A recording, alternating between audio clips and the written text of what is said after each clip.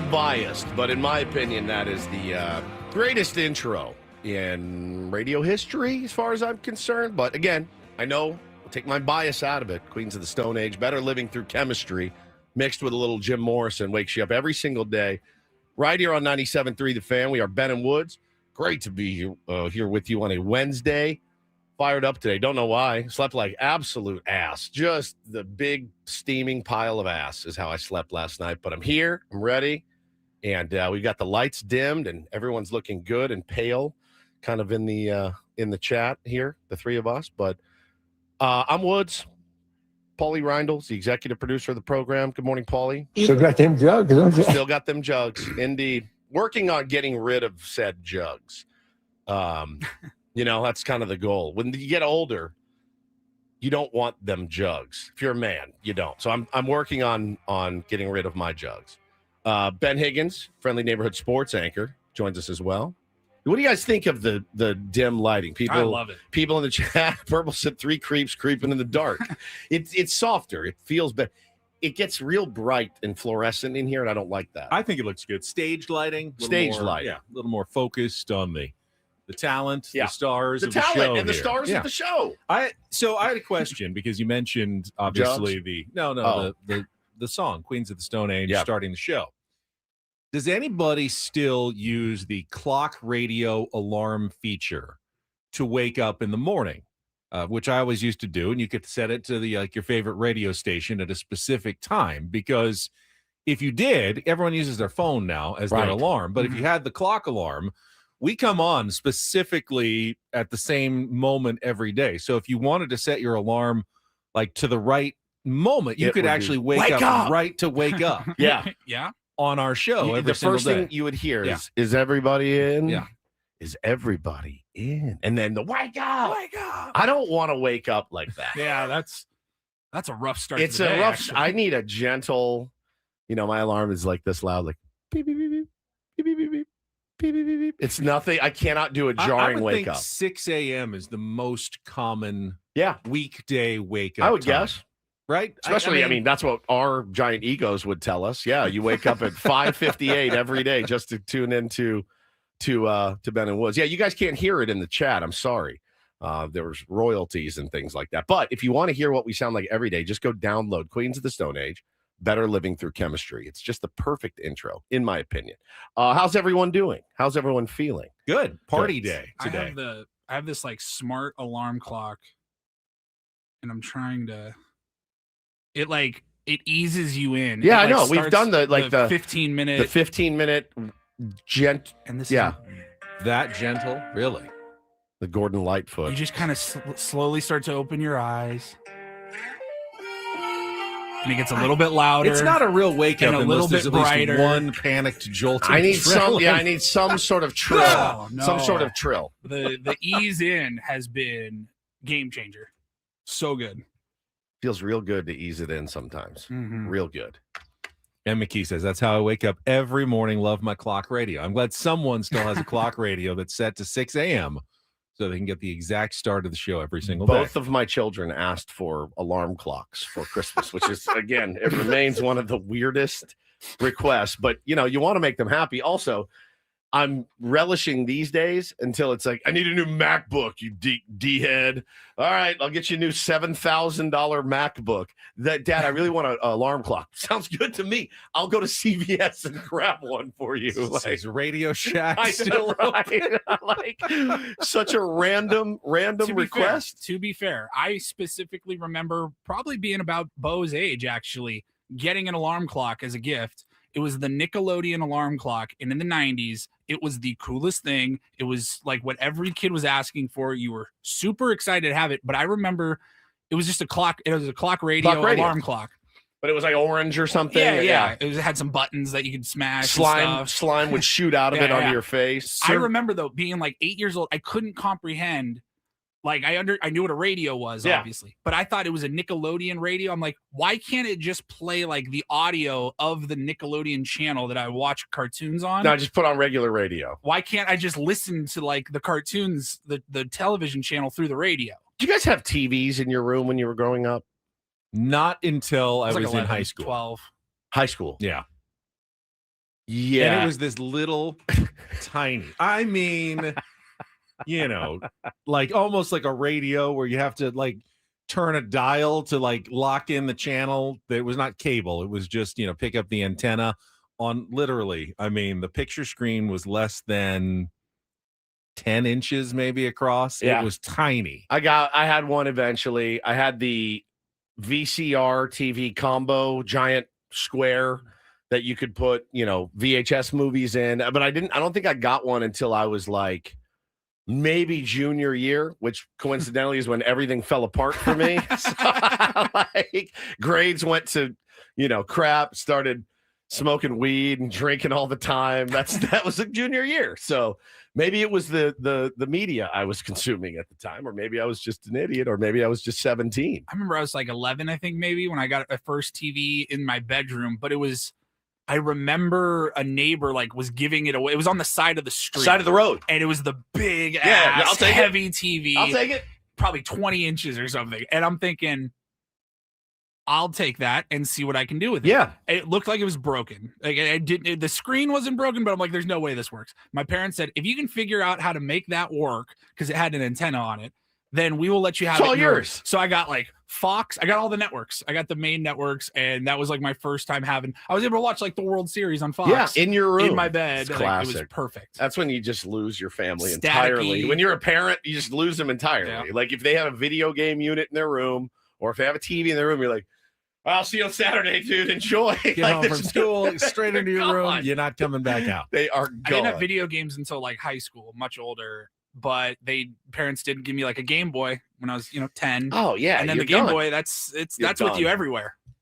Surfers Rule All in our chat says he uses Alarmy to get out of bed. Makes me get out of bed, go scan a barcode downstairs, or else I'm still sleeping. Worst idea I've ever heard. Unless you have a real problem getting up. I'm sure he's still asleep, but my oldest son is such a sound sleeper. Like when he would try to get up at school, he would set the loudest alarm. Yeah. I mean, beep, beep, beep, beep, beep, beep. We could hear it throughout the whole house. The entire house could hear it. He's still sound asleep. How? It doesn't even wake him up in his ear. And now it's just a pain for the rest of us. It's like, what do we do? He will not get up, even with the loudest sound right next to his head in bed. It's a can you not hear that? We can get up. The neighbors 3 doors down can hear your alarm. You're not waking up. I can't sleep through a mouse fart, man. I swear. If I'm in, I hear I'm like, what is it? What is it? It's killing me. I 4 hours last night. First thing I do, I wake up, I look at my sleep. How was my sleep last night? Some mornings I know this is going to be ugly. I had a 46 on the scale yesterday. I was like, this is terrible, but I actually feel pretty good. I got up, did my stretching, which has been elite. It really has been elite. Force myself out of bed 10 minutes early. I do 10 minutes of stretching, and it has changed. It just gets me going. It's just been really great. I use the app. It's called Just Stretch. The guy's voice is so funny. Hannah laughs every morning when I hit play because it goes ding, ding, ding, and then you go into the first stretch. And at the end, there's a position like you're starting like a pole position, and then at the very end, so it's a different. The guy that's walking you through it has it's kind of like an Indian voice, Middle Eastern type voice. Then the guy at the end sounds like Ben. He's like, when you finished your last stretch, he goes, "That's great," every morning, and then you're done. And when you hear that guy's voice, I'm completely done. So it's good. You said today is party day. What does that mean? Well, we have our company, well, not our company, but our building quad, the property. Christmas party. I saw them setting up. They were setting it up downstairs in our courtyard for, we're at the 6th floor of one of 3 buildings that have, I don't know, dozens of different businesses that call this particular workplace home. Right. And so they put together every year kind of a social mixer holiday party for everybody to go down. Is it get a some mixer? Breakfast? Yeah, you're supposed to go down and meet chicks down there. Meet the people who work on the 3rd floor at the other building. How you doing? Yeah, it's me. What's he from the radio? Yeah, how are you? Yeah. No, thank you. I appreciate it. Paulie and I were walking in, going, "You got is that a bagel? Oh, cool." Do people actually enjoy being forced to socialize with other people that they don't know? And we both agreed. Some people do. Some people have that gene. Like, this is fun. This is different. We're going to meet. the people who work on the 4th floor over there and the 2nd floor over here. Now, hold on for a second. Hold on. Yes. At no time was this ever called a mixer. This isn't a Sadie Hawkins dance, is it? It's a holiday gathering. It's for the entire complex. No, it's a thank you for paying exorbitant rent here. Exorbitant. Once a year, we're going to give you some cocoa, throw some bagels out, going to get the plastic tins of cookies for you guys to eat, and then you get out. I got it right here. It is a annual holiday event. And is what they're calling it. It's a holiday event, Woods. Why did you turn this into some sort of potential orgy that could happen down there? I'm not. How did they spell bagels in the on the flyer that they put around the building too? BAGLES. Will be providing coffee. Bagless. Yeah, baglays. Bagless. Pasties, no pastries. Bagless. Pasties and bagless for everyone. I will. And then we are also having our Channel 10 holiday party luncheon today. How many effing luncheons can one man go to in a week? It's a lot. Hate that word. Luncheon. I hate that word with the passion, Luncheon? with the fire of 1,000 suns. Hey, there's a luncheon. I'm out. I'm lunch Call out. it lunch. I'm Just lunch having a out. holiday lunch. I had to do some digging yesterday because I was curious. Well, what are they going to be serving at the luncheon? But I didn't want to go directly ask my boss because that seemed uncouth. So I kind of asked other people in the building who might have overheard, like work in different areas where they're doing the planning for the party, because they don't do the planning in the newsroom. How did your investigation go, Inspector? It went pretty well. I talked with Steve, our tier 1, who works in the design department, which is over on the other side of the building. So he's around some of those people, and he said, I don't know, but I will make some discreet inquiries to find out. You're literally just asking people about hey, what kind of food are they going to have? What kind of food are they Isn't that what do you think it's going to be? Well, I didn't know. Don't you think it's probably going to be pretty standard? Well, I was curious. I thought we're roasting a whole pig. I thought it parking probably lot. Maybe trays of pasta or something from an Italian joint. I didn't know, but I was very excited to hear El Indio is catering Mexican food. Oh, okay, good. Yeah. Delicious. Yeah, which I thought was pretty good. Tacos going to be great. Tacos, enchiladas, rice and beans. All right. Like solid holiday fare. Maybe tamales. Question for you. How many numbers do you think you can pull at today's holiday mixer downstairs in the in the parking lot? Let's see amongst the three of us who can pull the most numbers down, which is actually a game that you and your friends played, or me and my friends did back in the day. I've never played that game, but I know you did. Have you? What's your record, Woods? Like 4. 4. Yeah. That's pretty good. Not bad. At a bar or bar. Okay, yeah. Have you ever pulled a number once? I would say have you gone somewhere and met someone you didn't know, struck up a conversation and said, hey, let me get your number? No. Wow. Never once. All right. Once when I was at a fast food Mexican joint, and I was already married for about 8 or 9 years. A woman came up to me and offered me her number, and I politely turned it down. I needed every detail. I needed all details. Remember. I don't everything. What were you eating? It was you were by yourself. All right, tell me the whole story. I was Paulie, just give me in the line. fire. Get the fire crack. I think it was like I think they had like an Oscars in Mission Valley, and I was just Oscars Mexican seafood. Oscars Mexican seafood. God, that place is so elite. I don't think it's still there anymore. They still have a couple, but this one was gone. But it was in that Mission Valley shopping center area, and I was just stopping by to grab something to eat, taco plate for lunch. Elite. I hadn't ordered yet. I was waiting in line, and the woman behind me in line, and I don't even remember how she started the conversation. Was, excuse me, is there any way I could get your phone number? It's just direct. It's just like directed at no small talk, nothing. That was like the first thing she said. I was so flustered. I bet you got so red. Yeah, I just didn't even know what to say. I said, I think I'm very flattered. I'm married, so I probably shouldn't. But she's like, no, I just hit your car outside, buddy. I was going to leave you a note, but I saw you were standing there. I was going to, for insurance purposes. The car is all messed Your up. car's jacked up. Once in my lifetime. She was cute. What's she look like? She was cute. She's standing back there. She looks at that ass. Yeah. She looks at those calves. The calves. And she is just like, I can't control this animalistic feeling right now. I need this cat's number, and I need it right now, this moment. I don't really usually engender those kind of feelings in people. You think that? I'm the more, okay, I've gotten to know him for about 3 or 4 years. He's a really nice guy. How many girls, let me ask you. You know what? If I squint the right way, there's some things that are attractive about him. Yeah, all right, I'll go out on a date with him. I'm not the old, I must have him, I need his number right away sort of dude. All right. So you were offered a number, but you've never asked someone for a number. You were like, lady, I just want to eat my bean and cheese burrito. Yeah, I'm just getting my surf and turf here, lady. Please. Never. Okay. Never. Yeah, all my like dates and girlfriends a came from people that I had known for a while. Here's a question. Yeah. I know you pretty well. Paulie, yes or no question. Okay. You answer it first, then Ben will. Did Ben get friend zoned a lot? Yes. Because I will tell you right now, if I was a girl, he would be such an elite person to put in the friend zone. He wouldn't threaten.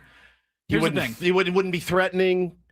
I think you have to pursue a good amount to be put into the friend zone. Oh, they need to know that there's interest. And I don't know that Ben pursued a lot. That's true. He probably was like, well, if they don't come to me, I'm not going to them. Friends. I mean, you are friends. I think Paulie kind of nailed it. A couple times for sure when I did start to pursue, I felt like, no, they see me more as friends, as opposed to anything else. But I was a little too timid to even go to the friend zone. No, I had plenty of friends who were females, but to try to then take it to the next level. Got it. It's kind of awkward at that point, though. It's once difficult. She lays her head on your shoulder, is like, oh, I'm so lucky to have you as a friend. Yes, please take me to dinner on you. Right now, but you weren't perpetually friend zoned and running. There was a time, bro. I did okay with the ladies in college, but there was one girl that I'm not kidding you. Her name was Molly. Molly Wood was like. She was so hot, but she was like, "Well, I think you're cool, but I don't want to date you." What was her name? Molly. Last name? Molly McDonald. Oh, I thought you just said Molly Wood. No, I was like, no, you were pursuing Molly Wood. Molly Wood. Her name was Molly McDonald, and I was obsessed with her. I just was like, whew. Speaking of, still got them jugs. She'd be like, "Hey, do you want to go to dinner with me?" Them jugs, don't you? She'd go, "Do you want to go to dinner with me and my girlfriends?" And I'd be like, "Okay, sounds good." I was a bartender at the time, made a lot of cash, had a lot of cash on me all the time. I would take 4 girls out, drive them, and buy everyone's dinner and drinks. I was like the biggest cuck you've ever seen in your entire I think we've all been life. there. Yeah. And I also was trying to be the big shot and the nice guy. But I pursued. Hey, I'll drive you to the bar so you can go meet other guys. Yeah, go meet other dudes. I would pursue, and she would be like, Heisman. Finally. My last day in South Bend, she made out with me. And I was like, 4 years, thousands of dollars of all of this.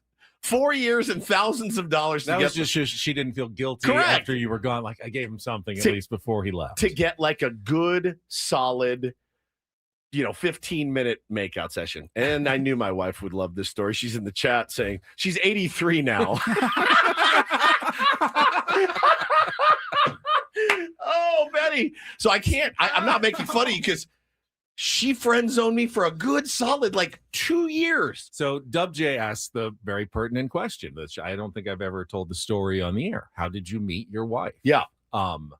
Because we didn't know each other before our first date, essentially. But we always say it was an arranged marriage because my wife's mother went to high school with my aunt. So they knew each other. And we were actually at the same Christmas Eve party 26 years ago this month. And I hadn't seen her at all. But as we were leaving, the mothers had gotten together and they knew that we were both single and she had just moved back to San Diego from Washington State and they wanted us to meet. And they set up a very awkward, oh, have you met my daughter? And have you met my nephew? And put us standing together just awkwardly for 10, 15 seconds where neither of us had anything to say. Well, the good news about you is that you're not awkward at all. Well, but she's also the same way. So we both stood there very awkwardly, but kind of, I think, could relate to that. And then someone said, this is her number. So I did give her a call. What do you mean someone said? Well, I think my aunt gave me her number.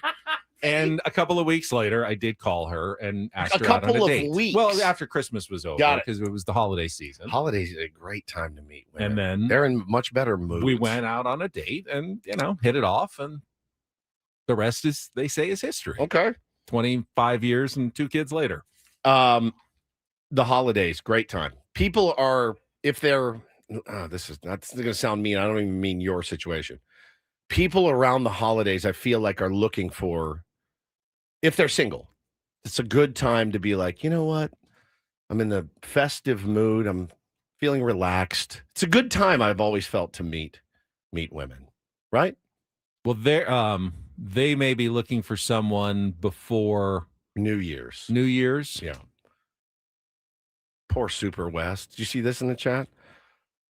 He says, I am the king of the friend zone. Not intentionally. I just let too much time go by before I make a move. And by the time I do that, I'm in the you're like my brother bucket. Nobody wants their brother. Well, maybe in Mississippi, but in here in California, yeah, you actually, if you go in, man, and you show interest, make your move early so that you can get out early if she's not in.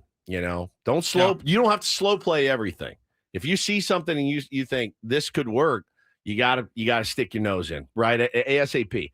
I say that as a man that was literally dragged around town as a Uber and a cash machine by a girl for a couple of years. But if you move so quickly, then you just look like you're a player. True. And that's not necessarily the best. I don't know that any girl would ever look at you and go, he is going to play me. I get that. But if that's your just go-to, is you're always trying to make a move every single time, then you're not really presenting who you are to them. Yeah. Because I'm not. I remember when I was like 18, and I had gotten friend zoned by somebody. And the movie had skipped. I just had not seen it because it came out before I was born. Somebody told me to watch When Harry Met Sally. And I watched it for the first time after being kind of put in the friend zone. Elite. And it changed my world. The movie did. Like, it opened my eyes. And like, oh yeah, you can't be friends with women. It also taught me that you can look like Billy Crystal and get a woman that looks like Meg Ryan, because that's true. That's absolutely true. 100%. It happened to me. It absolutely happened to me. I've gone on record. Like, I think it's one of the most genius, like, best movies of all time. It's a brilliant film that still holds up. Men and women cannot. Once you enter that part of the relationship, it's over. It's either you're going all the way or you're done. Or that's it. There is no in between. Learned a lot about dating and stuff from that movie. Sex and the City was a huge. You just sit and make checklists. Okay, do that. Don't do that. Do that. Don't do that. I mean, I tried to be a student of the game. I always learn. I always want to learn. But yeah, it was great. I don't know how we got on that topic, but gentlemen, if you're in the friend zone, you make your move this Christmas season. If you're in the friend zone and you just tell her, I've been doing a lot of thinking. What does he say in When Harry Met Sally? And the thing is, I love you. I don't want to spend another day without you. When you find somebody you want to spend the rest of your life with, you want the rest of your life to start begin right away as soon as possible. That's it. It's beautiful. It's a beautiful thing. All right. Well, good luck when you get cold when it's 64 degrees out. Good luck at the mixer downstairs today, fellas. Hope everyone meets the love of their life down there. Can you be my wingman down there? I think I'm going to split after the show. I really think I'm going to split. At most, I'm stopping. Your cologne? At most, I'm stopping for one bagley. And then leaving. And a cocoa. All right. Let's get into it. We got some rumors abound. Oh, yeah. We got a good show today. Last day of the winter meetings. We will have updates for you. Sammy's going to join us again. We'll let you know. Set the menu for the Wednesday edition of Ben and Woods. Eno Sarris is going to join us as well. Stick around. Just getting started. Tier 1s, thank you for setting your alarm or your phone or whatever to get up with us at 6 a.m. every single morning here on San Diego's #1 sports station, 97.3 The Fan. Let's get our first check of traffic this morning with Kelly Danick.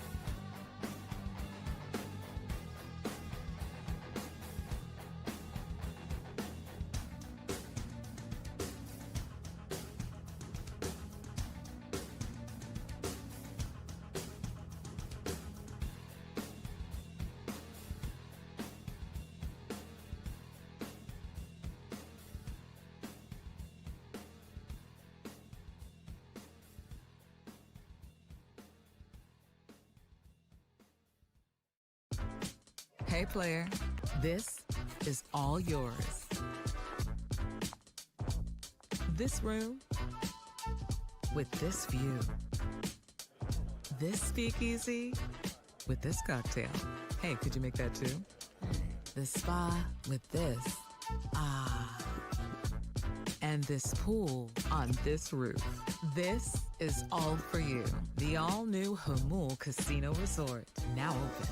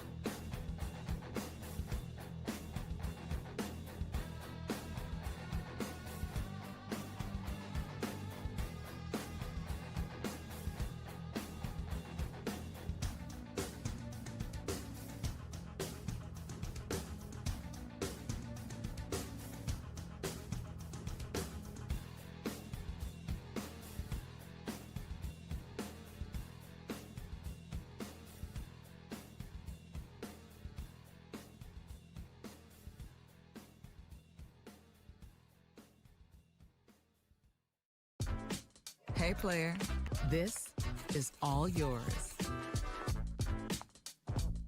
This room with this view. This speakeasy with this cocktail. Hey, could you make that too? The spa with this. Ah. And this pool. A little nervous for this morning's program. You know why? Ben Borass. Yes, I'm putting myself out there. No, Ben Borass is coming in. Ben Borass is coming in. But this is You're not doing anything. This is me in a nutshell, though. This is I put a lot into my puns, and I feel like I get judged twice a year. We've got Mock the Draft and Ben Borass. You love puns more than anyone. I do. So I think you're going to crush it. I'm not even worried about it. They're always so hit or miss. We've had epic years. We've had epic fails. But even the misses are hits. But so does Scott Borass. Scott Borass, yeah, exactly. Like the bar's not that high. He's a lunatic with these. He is an absolute lunatic, and we are going to do that coming up right at 7 o'clock, correct, Paulie? So yes, sir. Early in the day, since Scott Borass did his pun session yesterday morning, Ben Borass follows up today with the clients who didn't rate Scott Borass's, gotta be witticisms. Well, listen, I mean, Scott Borass is out there talking about Tarek Skubal. He's out there talking about the biggest names, the Cody Bellingers of the world. Down in the basement of Borass Corp is his nephew, Ben Borass. And he doesn't even let him use the proper name. He hasn't earned the Borass name. So he's Ben Borass. And he represents more of the mid-tier to lower tier, but Correct. Still big leaguers, right? Yeah, absolutely. Real free agents. Real These are free all agents. Real These are free all agents. real free agents in baseball. Not everybody gets the top level representation, though. Some people have to settle for second tier representation. Which, by the way, is exactly like Borass Corp works in real life. It is. Scott Borass isn't doing a lot of work for that reliever. How many times has Nick Martinez actually talked to I bet he's never talked to him. I bet he's never spoken to him. He's kind of like our agent. You just never hear from him. Never ran into each other one time, and he's like, "Hey, Scott, how you doing?" I hear hey, you're buddy. great. Here's a card. Call my nephew. He's like, Call your contact. actually, you already. Oh, all right. See you later. You're already my agent. Oh yeah, I know. It's great. See you later. I'm expecting big things out of you, kid. Yeah, keep kicking ass, bud. So yeah, I mean that's how the real Borass Corp works. I'd bet my house on it that Scott Borass doesn't talk to 95% of the guys he represents. So we will be heading out to the winter meetings a couple of times today. Looking forward to having Eno Sarris joining us at 8:35. He continues to tweet late night eyeballs, teasers, and emojis. Yeah, last night it was eyeballs, double eyeballs, 1:30 a.m. Eastern time or something. And nothing seems to come out of it, but we can give a hard time about that and see how his winter meetings have gone. But 7:30, we'll have another session with Sammy Levitt. He is absolutely killing it with his coverage. Basically, his questions are driving Padres coverage from the winter meetings, and we'll talk about it coming up here. First, though, this hour on 97.3 The Fan is brought to you by Mission Fed. From first accounts to big life moments, Mission Fed can help. Saving shouldn't be stressful. Mission Fed makes it easier with great rates on savings, certificates, and ultra money market accounts. Grow your money the smart way. Check the latest rates and open an account at missionfed.com. Membership and account criteria apply. And Sammy actually got a little bit of strategy out of AJ Preller, and I think he was telling the truth. I know you can't ever trust anything in the offseason, especially at the winter meetings, but Sammy got some info out of AJ, and let's talk about the latest rumors coming out of the winter meetings involving your San Diego Padres, including one that Woods got a little confirmation on last night that could be not happening. But, confirmation of speculation. Of speculation, right? Exactly. Yeah, I mean, this is what off season is confirmation of speculation of things that probably won't happen but could happen. But it's spicy, and we'll get to it right after traffic here on 97.3 The Fan. From the 855 Get Ross Traffic Center, protecting San Diego after accidents or injury, here's Kelly Danick. Traffic is brought to you by Valvoline Instant Oil Change. Well, as expected, starting to heat up on the roads a bit. Getting reports of some debris in middle lanes on South 5 right before SeaWorld Drive. Also collision on eastbound 8 before College. Couple cars over the right shoulder. 2-vehicle accident in the North County, South 15 before Old Highway 395. There's a car over to the right shoulder and one in the center divide. Whether you're dashing through San Diego or heading out of town, make sure your car's in the game. Friendly techs at Valvoline Instant Oil Change will check your lights, wipers, tire pressure, battery, and more with every oil change. Grab holiday savings now at SoCalOilChange.com. I'm Kelly Danick with Ben & Wood, San Diego's #1 sports station, 97.3 The Fan. So yesterday, Sammy Levitt again up with AJ in his suite at the Waldorf Astoria there in Orlando. Standing appointment with AJ every day in the suite? Every day, yep. I believe he's there with all the press, but Sammy's asked some good questions that have elicited some good answers. And yesterday, Sammy was talking to AJ about the Dodgers signing Edwin Diaz. AJ did what AJ does.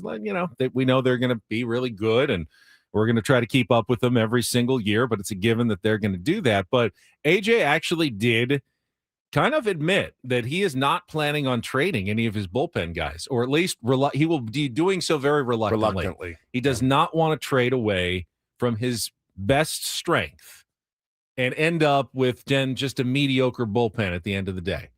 And I'm still curious. So how is AJ going to solve his starting pitching issue if he's not really willing to dip in to his bullpen arms to do so? I think that's the curious question that this offseason is going to, at some point, the answer will be revealed, because the Padres aren't going into the year with just the 5 pitchers that they have right now. They need depth. They need better starting pitching. But, our speculation perhaps that they would convert a reliever into a starter, that appears to be a no-go. We heard that from Craig Stammen and AJ on Monday, that neither, they've gone through it and the risks outweigh the rewards. Health-wise, strategy-wise, we don't want to weaken our bullpen to try to just improve our starting pitching. Okay, well, would you trade someone? And yesterday, AJ was, again, no, don't really want to weaken our bullpen necessarily. So how are they going to do it, Woods? How are they going? Well, are they just? But we also think they don't have unlimited money to go out and just spend and sign free agents to fill those starting pitching needs. So I think when you're AJ Preller and you are dealing from a position of power, and he does, look, it's not the greatest. It's not the greatest bunch of bullets to walk into the winter meetings with. You don't have 10 top prospects that you're like, I'm literally willing to part with 4 to 5 of them, right? You don't have that right now. What you do have are the bullets that you have down in the bullpen. I think it's very smart to say, no, I'm not really looking to move those guys. Instead of, market's open, guys. Come tell me who you want, and we'll see what we can do. I think it's a smart play in the media, and I do think it's a play.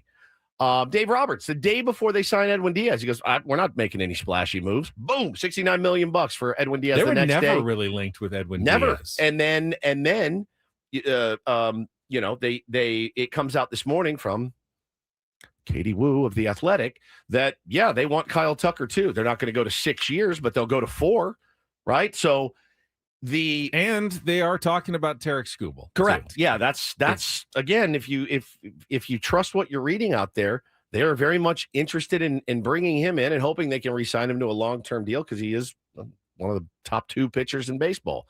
Why wouldn't you want Tarek Skubal for a bunch of prospects that you can easily refill?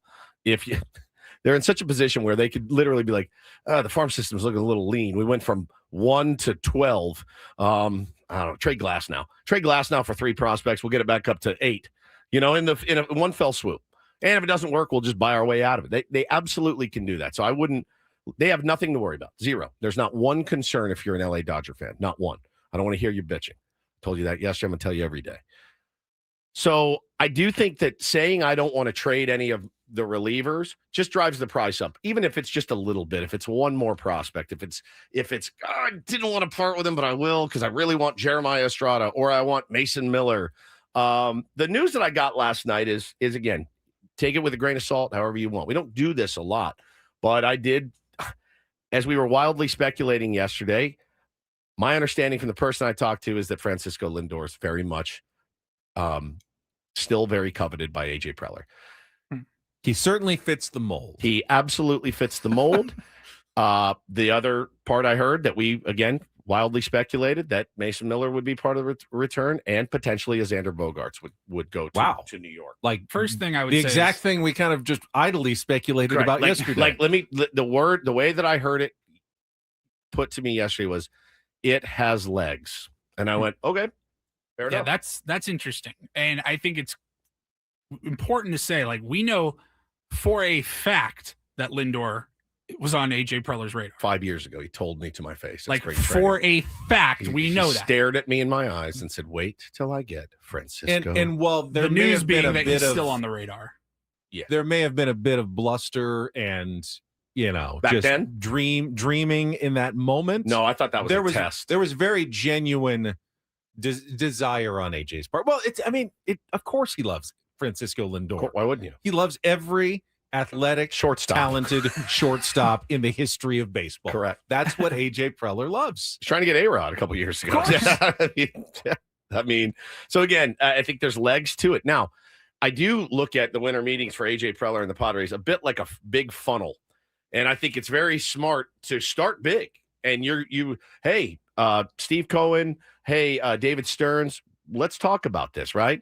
And you go down, not going to work. Maybe we add this guy, maybe we eat more money, you eat more money, whatever it is.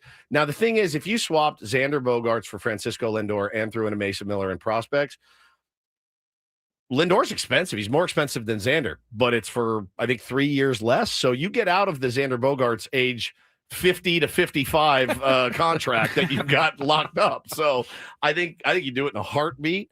I don't know that it's going great in New York either for Francisco Lindor. I just don't. That's what I've heard. Again, this is the information that I had. Hey, saw the wild speculation. It actually has legs. It is being discussed, which made me go, wow, that's pretty cool. But again, I have no idea if it's going to come to fruition or not. I would consider it. I think Lindor is a fantastic player. Sure. If you like Manny Machado, you're going to love Francisco Lindor. He puts up similar numbers really every single year. 30 homers. Better, actually. Better OBP. He gets on base as well.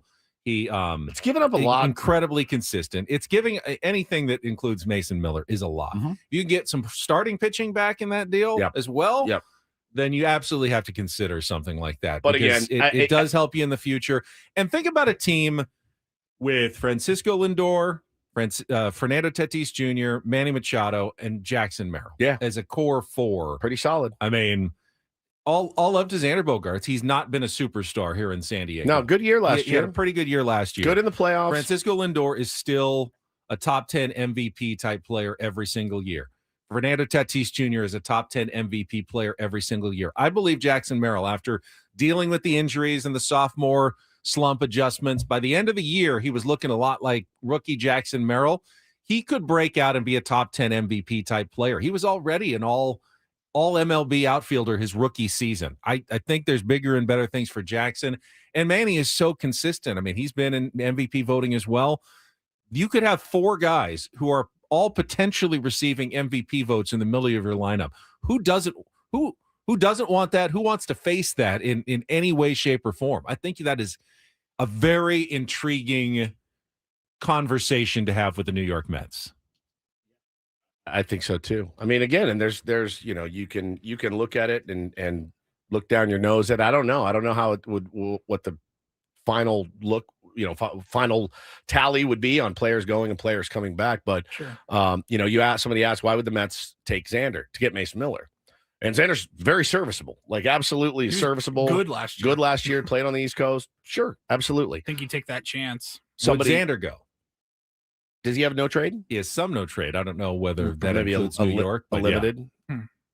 So we'll see, man. We'll see. I would definitely. I don't know that it's going to come to fruition at all, but again, it's certainly been talked about. And again, we've known that forever that he wants him here. If that worked out hypothetically, you're giving them Mason Miller, and then for 4 years of control. Yeah, and then what was Xander's making, like 24? Yeah, Lindor's 32. 32. So you're basically paying like $8 million more a year in the short term for Lindor, but then you're saving that $24 million or whatever for however many years Xander wouldn't be here. Yeah, we'll see. I thought about it a lot. Like, man, Xander finally looks like he's getting comfortable here. I know, and that's good. And I like it. We all like Xander. Everybody wants Xander. If it doesn't happen, I'm not going to be. No, I'm not going to be bummed at all. No. I think Xander could have a really good season next year as well. When they say that he's shooting big, it's one of those crazy trades that will remind you of Juan Soto. I think that qualifies. So again, to hear that it had legs, I was like, oh, all right. I mean, sometimes you throw stuff at the wall. Unless he literally pulls off some fantasy baseball trade where the guy was, you know what I mean? Like some insane, here's some prospects and we'll take your three best players. For AJ Preller to do anything, even remotely close to the Soto trades or the other big trades that have been compared over the last couple of days, it would have to be, there's Tatis, Machado, Merrill, or Bogaerts. And I guess, and Miller. AJ can't go big without moving at least one of those. Of course. Like, of course. It's not Camposano and Gavin Sheets for somebody big. That wouldn't be quote Juan Soto big, right? This without would be. one of those. And I think or if more. we're being honest, is and we've talked about this for years, but the biggest future concern for the Padres is having both 39, 40, 41-year-old Manny Machado and Xander Bogaerts on huge contracts, no longer productive or anywhere near what they were in their primes. You get out of one of those. Yeah, one is fine. Both of those are going to be a real albatross for AJ or whoever the general manager is. If there's a way that you can shake up your roster right now and not really, you certainly, I don't know that you'd be getting worse with Francisco Lindor. Obviously, you'd be giving up Mason Miller. That's a lot. But if you get some pitching and address another need and also improve some of your future bottom lines and payrolls that give you some more flexibility in the future, it might soften the eventual downturn that everyone kind of sees coming at the end of the decade for the Padres. Like, how are you going to overcome that? Well, that move, then, Lindor becomes a free agent in 3 years, opens up a bunch of money. You don't have Xander on the books anymore. All of a sudden, you have the flexibility to make some moves at the end of the decade, depending on where you are as an organization. KG says, if you give up Miller, then who do you have as a closer? At the beginning of the year, you have Estrada, you have Morahone, you have David Morgan. Morahone would be a great closer. You have you play matchups, right? Craig Stammen's a bullpen. And Adam has done it before. Jason Adams done it before. Again. Yeah, you can. I'm not the closing position. I don't worry about so much. And again, at the deadline, if you need a closer, you don't have to give Leah Dallas DeVries for your next closer. You really don't. A rental. And they've done a really good job here, always, at finding a guy that can lock down the ninth. That's just one thing as a Padre fan you really haven't had to sweat very much. It was Josh Hader. It was Heath Bell. It was Houston Street. It was on and on and on and on. That's not something I'm worried about here. Brad Hand, 100%. Just go down the list of the absolutely elite closers that have rolled through San Diego. Trevor Hoffman. Those are all-stars. Every single one of them. So I think if Adrian Morahone wanted to be the closer, done. But yeah, he's really valuable as a setup. You're absolutely right. But your bullpen, you lose fluid. Mason Miller, even in a trade where you're getting somebody like even Francisco Lindor, your bullpen's taking a hit. You're losing Robert Suarez, and then now we're talking about Mason Miller. Yep. That's a huge hit. Bradley Rodriguez steps into a higher leverage role, in the 7th or 8th. Yeah, I think Estrada we all agree closes. you can sustain it, but you can't sugarcoat They're very high on David Morgan. Yeah, they are. They have arms. They got arms. That, that's why we keep speculating about the bullpen, because they do have enough arms. They do. To still have a good bullpen. And again, you're really only having to weather a few months. You're having to weather a few months. Can we find the slots for these guys until the trade deadline? Yeah. That's it. Oh, and then, when the trade deadline comes, it's, hey, the Marlins closers on the block, or the Royals closers on the block, or the Reds closers on the block. You find a closer. Everyone always says you can always find a corner outfielder and a first baseman. We can't.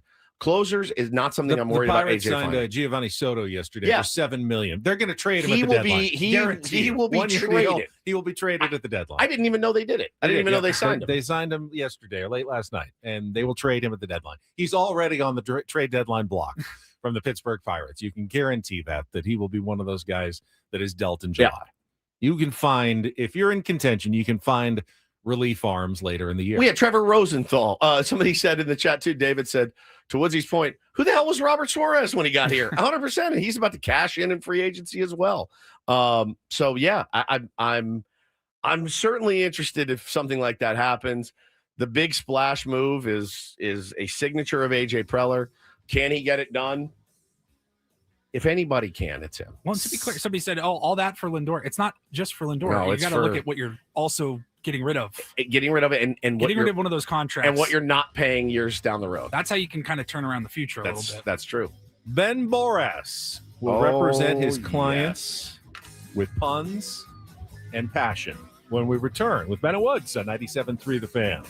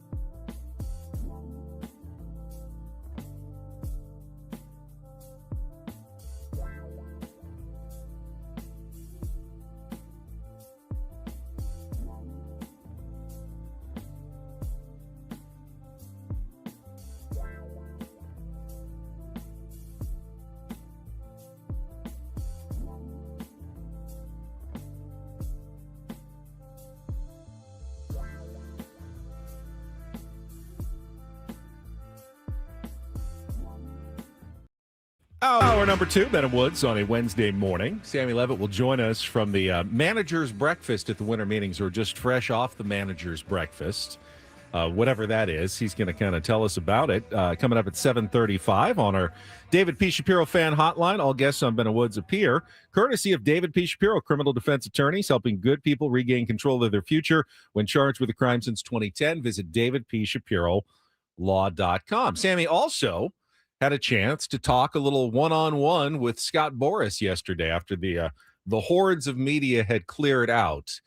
Sammy got a question or two in, including Scott, who, of course, had a pretty good relationship with Peter Seidler. You know, they worked together in terms of bringing some clients to San Diego, and Scott always said some nice things about the Padres owner.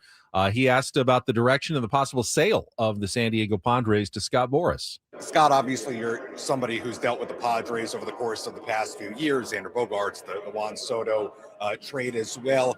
Obviously, a team that is exploring a potential sale. Great baseball city, great market. What's your view and your hope for what happens in San Diego? Well, Peter's intention was to build a platform, and he did. And it's a city that has rewarded that franchise with, attendance, notice. It's a great place to play. It really deserves an aggressive measure to continue with their postseason ways, and I hope the existing ownership and the new ownership do that. Yeah, I mean, that's pretty much what you expect to hear from a super agent. He wants them to keep spending and spending on baseball players so they can try to win. I get it. But it was nice to hear also. Big fan of the 3/4 zip. He really Scott loves, Borass? man, it's his signature look.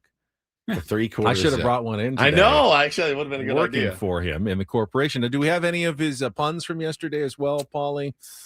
From the actual clients that he represents at baseball's winter meetings, trying to drum up interest. And I don't really know I've got to imagine the GMs roll their eyes when they hear, they have their own evaluations of every player.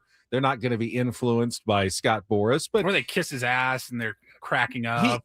He obviously wants to get his clients' names out there, talked about people like us in the media. So he does this session every single year at the winter meetings where he goes through his clients and, puns them up for us. Yeah, here's one. I think we talked about this when we didn't hear how he said it, though, talking about Alex Bregman.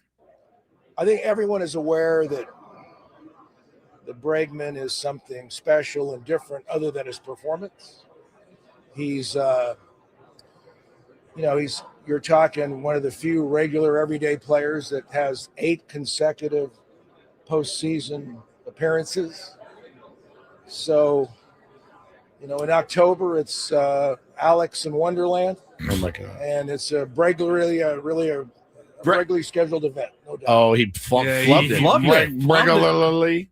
Is he coming up with those on the fly? Does he have notes? How does it even work? He's probably paying professional writers. Somebody's in his ear. That's the best. Somebody's got to be in his ear. All right. Regularly. I don't feel as bad anymore. Here's this one. I don't know if it landed. I haven't heard it, but just on reading it, I'm not sure that it landed. Here he is talking about Tarek Skubal, who continues to be very much in the news. Skubal is metrically dominant, both in advanced and traditional measures. I mean, he's truly a saber-proof tiger. Oh, my God. When if you want to look at the tail of the tiger, without Scoobs, they're a mystery machine. Like Scooby-Doo. Scooby-Doo, the mystery machine. He needs some help. So I can't tell if he is actually, because he's definitely trying to make it look like he's thinking of these on the fly. Correct. He's like, his eyes are kind of possibly wandering. be. He's thinking. So he's either a bad actor and not executing well, or he really is like just trying to go off the cuff. Why does he talk like this? Well, it makes me want to stab someone. That's because I'm staring he's at him. trying to look around. Say it. And make it sound like Spit it out. he's thinking really hard. Somebody's in his ear. Like I really the think engine. someone is I think someone is in his ear, and they're like Tarek Skubal. Oh, like and he has an earpiece. yes, they're like, all right, ready? So we're gonna go. Remember Skubal, saber-proof tiger, and he's like the saber-proof tiger. If you Good want news to for look at the tail of the tiger. good news for Ben Borass is that you can't get any worse than I feel better now. Scott Borass, as you should. Are you ready to? I am ready. All right, welcome back to Ben and Woods. We have a very special guest this morning. We are joined by, well, he's a little bit, works just to the side of the mailroom at Borass Corp. His name is Ben Borass, and he is the nephew of Scott Borass, and is given some pretty big names in baseball to represent. Not the biggest of the biggest, but Ben, welcome back to the program. It's great to have you. It's good to be here. Let's start with probably the biggest name on your roster. Really, really great player, JT Realmuto. Well, let's get real here. If you're looking for a catcher that can do it all, JT is the real deal. I won't stay mute on JT's talents, but we'll shout it out for all to hear. Fantastic. Okay. It's very, very good. Very good. Chris Bassett really, really helped Toronto get to their first World Series in a long time, almost won it. Chris Bassett, a free agent this season, this offseason. How's it looking for him? Well, I plan to hound every GM about my client, Chris Bassett. If you want to land a prize catch, this Bass is it, and the one you should be angling for to round out your starting rotation. Is there a reason that you slipped into Southern accent at the beginning of that? I think you can't talk about a Basset hound without getting getting a little Southern. I'm pretty sure you can. Right, sorry. What about one very eye-washy player, in my opinion, but a good player, good solid player, makes every team better? Harrison Bader. Ooh, Harrison Bader. Well, if you're looking for a baseball master, Harrison Bader is the perfect center fielder for you. He's got a great stroke and plays hard right until the game's climax. What? What? Is that one a little racier than Scott Borass would? That's the normally raciest thing you've ever said. He is truly a master. Bader. Ty France is a name we are familiar with. Played here in San Diego, went to San Diego State. What can you tell us about Ty? Well, unlike his namesake, Ty France will never surrender, even when he's going up against fellow free agent Herman Marquez. He's aging like a fine Bordeaux and can deliver Eiffel Tower power while serving as your DH. That is absolutely fantastic. Now, here's a name that was a little bit under the radar. He's a relief pitcher. His name is Sean Armstrong. Good season last year for the Texas Rangers. But, yeah, he's out there. Good arm. Yeah, this one kind of wrote itself. If you're looking for a strong arm for your bullpen, there's only one solution. Sean Armstrong. After 8 different stops in the big leagues, he's looking for his 9th life as the right-hander you didn't know you needed or didn't know at all. He's better. I will say Ben Borass is better than his uncle. When Scott passes away, Borass Corp's in really good hands. Oh, yeah. And Borass Corp. Borass Corp is in really, really good hands. Wow, Dustin May is another name that's out there. I legit thought he would be a Cy Young Award winner one day. Well, now he may just be the biggest steal on the market. Dustin batters left and right. You'll be getting May flowers from all of Major League Baseball when you sign Dustin May for your rotation. All right, that wasn't great. Scott Barlow, another former Padre. We've seen him here. If you're in the market for an experienced bullpen arm, set the bar high with Barlow. They don't call him Great Scott for nothing. Scott Barlow is the perfect spot for late night drinking and late inning relief. Wow. God, these are really, crushing really it, Ben. good. You are murdering this. Now, the next name on the list made a stop here. Could have gone better. But I think he definitely packs a punch in every lineup he's in. His name is Tommy Pham, and he may be the most terrifying player. I'm proud of myself. That's right.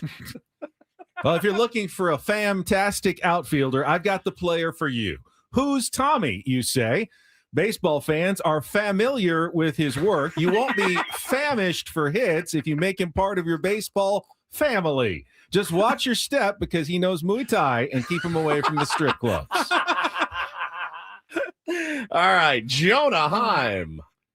Well, if you need a catcher, Jonah Heim will help you lick the competition. He never chokes and can even save other people who do. Heimlich. Oh, I just got that. Yeah. And then these next two, you have package deal. Package deal. Maybe you get 2 for 1. You've got Ty Adcock and Pierce Johnson. We'll wrap it up here. Since the Padres already signed Ty Adcock, perhaps they'd also be interested in a reunion with Pierce Johnson. These two are unafraid to go places other guys don't even want to think about, if you're into that sort of thing. And I mean powerful bullpen arms. Ty Adcock and Pierce Johnson are torture on the opposition. You're unbelievable. Ladies and gentlemen, the great Ben Borass. Wow. That Harrison Bader one I'm going to be thinking about for a long time. Got a great stroke. Plays hard right until every game's climax. Even to the climax. You've gotten so much better at that. It's elite. That was really, really good. KG the Elephant said this is a competitor for segment of the year. I couldn't agree more. It's really, when you put something like that in Ben's hands, after 8 years together, you're like, even if it's horrible, it's going to be great. Right. So it's really a can't lose proposition. I'm very proud of you. The process is an interesting one because you get a lot of names, and I'm pouring through all the clients, going, all right, who's going to work out here? Who are the right fits for Ben Borass's stable of clients this season? Paulie, I do want to hear his slip into Brian Kelly speak. It's whenever you can get the Chris Bassett one, which I believe was second. That was the second one. Maybe and don't do this. And don't do this potentially. It was really. I'm here with I'm my sorry. family. Paulie had the background all set up for me, and for some reason it clicked on it. It would not pop up anymore. That's all right. After we tested it, it was a little bit better with the background. That's why you work next to the mailroom, Ben Borass. That was. I dare say that yours are 10 times better than Scott Boris's this year.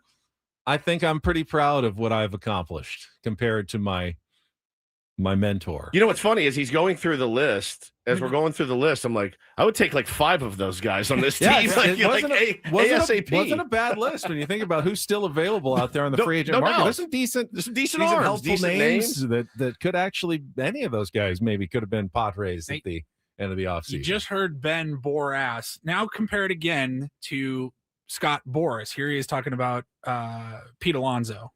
What's the plan for Pete Alonso here, Scott? Pete lives in Tampa. It's rather warm there. So the polar vortex of last year was kind of thawed. So, the prior market, this market is, that prior bear market is exhausted. So now we kind of have the running of the bulls in Tamplusa. Tamplusa? Pamplona? I don't know. Tamplusa? He's lost it. He's lost it. He also he may have had a few cocktails before some of these because he's slurring and stumbling over his words. And you were way better. Thanks. You crushed it. You were way better. Thank you. Way better. Brilliant. All right, we've got Don't Do This coming up next before Sammy joins us. And apparently, at least Paulie says, we missed a major opportunity to promote the Ben & Woods brand nationally. Yeah. I'm kind of nominating myself for Don't Do This. Thought about that as well. You said that last night. I don't put any blame on you because I don't think I would have wanted the blowback. And I feel like there might have been, because I saw some Twitter wars sparring over this yesterday between former players from former schools that are all accusing everybody of taking money under the table. But we could have started all of that.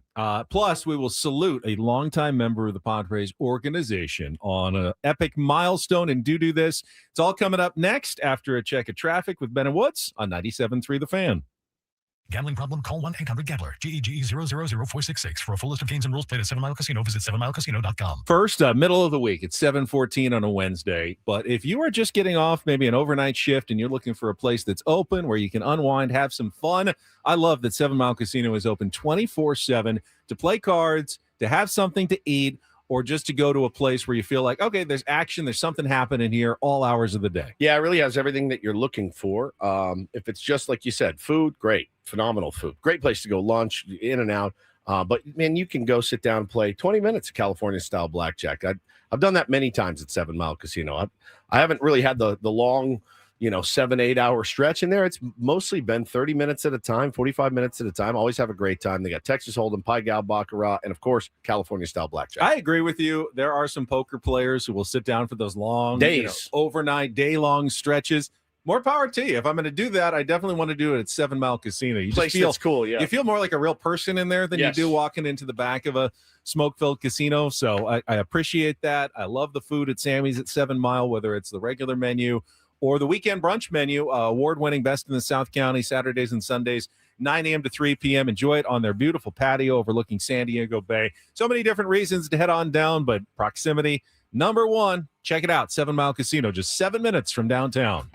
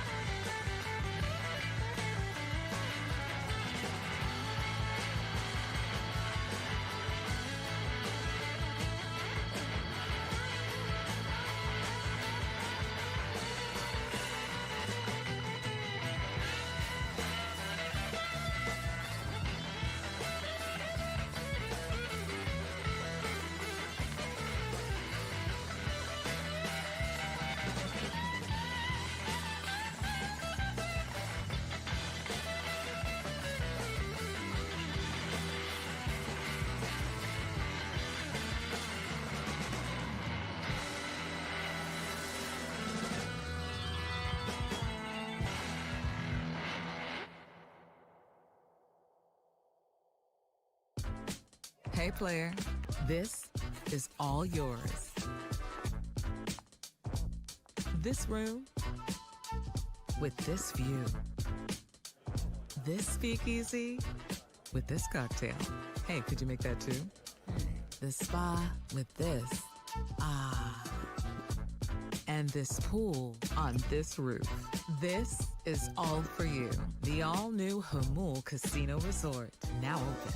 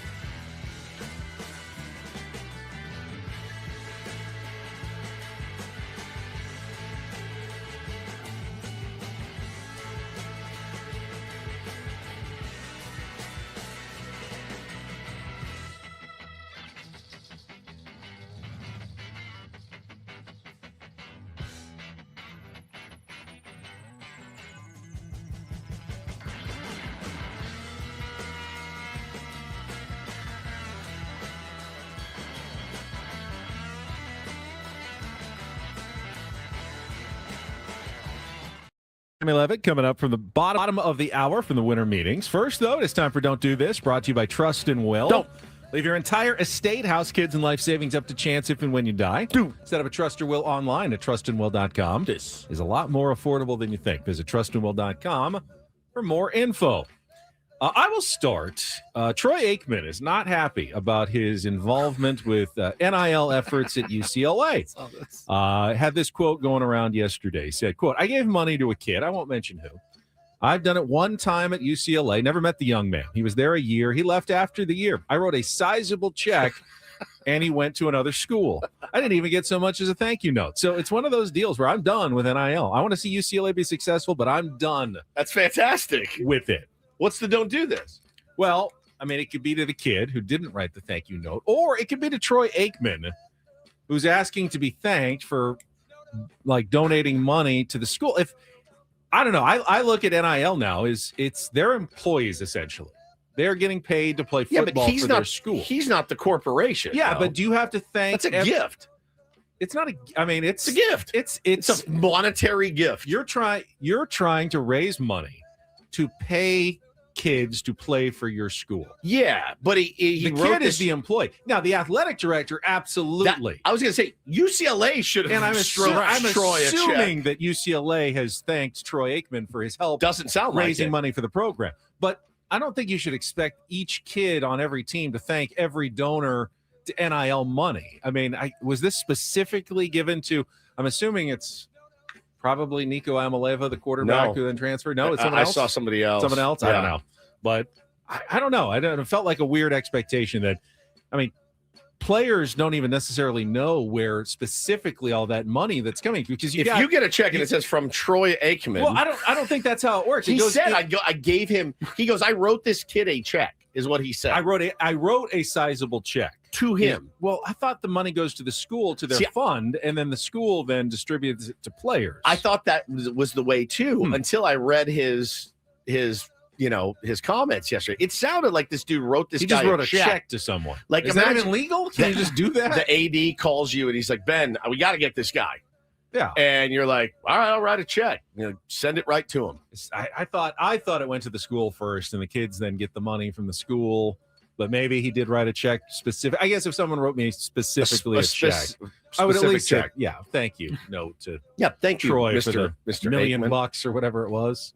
I can totally see though, like, hey, we got this kid, we got to get him. Write a big check. Okay, I will write a big check. And then he leaves the next year. You're like, I'm not doing this every year. Like, I can totally, like, you of all people should absolutely understand. Kevin points out we paid Steve Sugimoto directly NIL money. Yeah, we did not go through SDSU. We were kind of on the cutting edge of NIL. Yeah, back we were. Then. We that were. was very early in the day. And Steve has thanked us plenty of times. Many times. Okay. All right. So last week, on a kind of a whim, we were talking about Coach Ed Orgeron, former national championship coach for LSU, coached at USC as well. And on a whim, we said, Paul, you got his number. Just see what he's doing. A lot of hubbub going around college football right now. Let's get Coach O back on the show. So he comes back on the show and happens to drop this absolute bomb right here on the Ben and Woods program. How would that change it for you, having, $25 million to go out and spend on your roster? Well, back then, that wasn't legal, so I can't talk about that. Exactly. I can't tell you how much we had. Fair enough. That's fair. Zero. We know. You had to build it from scratch, right, Coach? Hey, now this is just a joke, okay? Just a joke. Yeah. Yep. They asked me to say, Coach, well, how you gonna deal with the NIL? You went out of coaching, there was no NIL. I said, hey, it's easy. Back then we had to walk through the cash. We had to walk through the back door of the cash. Now we can walk through the front door. Zion laughing at his own joke. We had to take the cash, pay through the back door. Now you can just walk through the front door. And then really like it was a good line. Cracks up. It got me. Great line. Got me. And listen, nothing we didn't already know. So we heard that clip, and there was a thought, I think, for a moment of, hey, let's tweet that out. Let's put that on our Instagram. Let's put it on YouTube. Coach Ed Orgeron with a bombshell on Ben and Woods. If you know who we are, we don't really do that. We just don't. It's just not something I we do. thought We're not about it, looking for and- headlines per se. And I was like, what if it comes back to bite Coach O? I don't want him to get and I in don't wanna trouble. get into controversy or something untoward, and then it comes back to our show. So yesterday, I'll be honest. My first thought was, if sound quality was better, because Might have his done phone it. was a His little phone was jacked kinda up there, janky. and I'm like, yeah, maybe if it was on Zoom or something, we would have clipped it. I don't know. So yesterday, I was scrolling Twitter and I went, "Oh my God!" Told the exact same story on Bussin' with the Boys yesterday, and it has gone completely viral and spread all like kinds of online stories. Sports Illustrated, everywhere has picked this up. This story yesterday. We all know that SEC was NIL before NIL. Hey, you know, I love that look laugh. at it, look at it. You know, We're way past it. Can we now just admit it's it? all good. Hey, you know what? I say, hey, coach, you've been out of coaching for a while, and how are you going to adjust that NIL? I said, well, it's a minor adjustment. And they said, what do you mean? I said, back then, we used to walk through the back door of the cash. Now we just got to walk through the front door of the cash. It's the exact same joke. It's the exact. You refined it a little bit. It's like he came to an open mic night here. Was like, that got a laugh. I even laughed so hard at my own joke. I'm going to take it to the Comedy Store on Sunset, and I'm going to do my material there. And it absolutely worked. It's gone tweaked viral. it a little bit, Tweaked and, it a touch. You know, he didn't laugh at it himself as a good comedian. He definitely worked on it with us, and then debuted it on a national scale. Something tells me that's not the first time he said that joke before, Probably but it was interesting.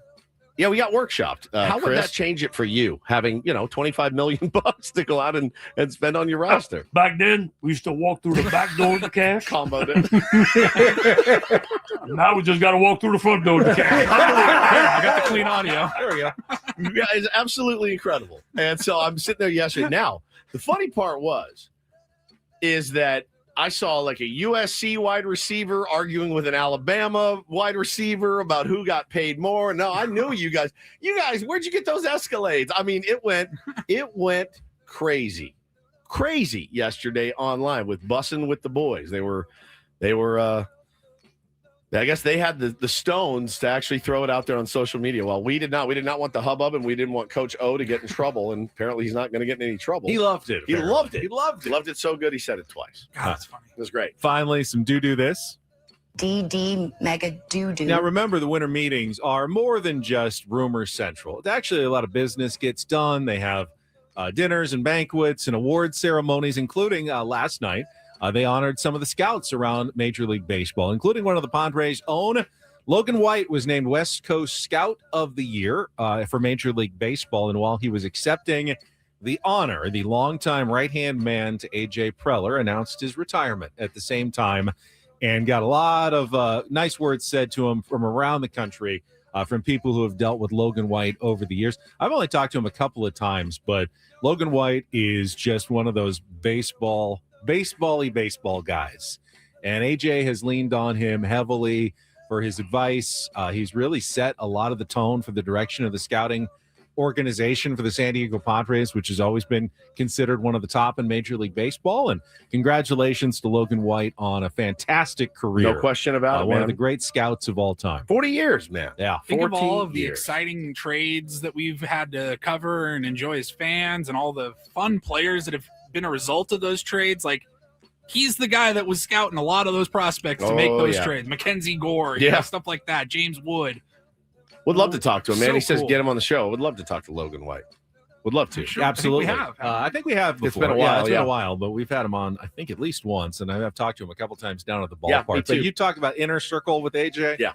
He is as inner circle AJ as you can get. I wonder how bummed AJ Preller is now about this. I wonder. You know, I mean, that's like a mentor No, friend. it doesn't mean he's going like away. I'm sure AJ Logan, can still yeah. pick up the phone and Yeah.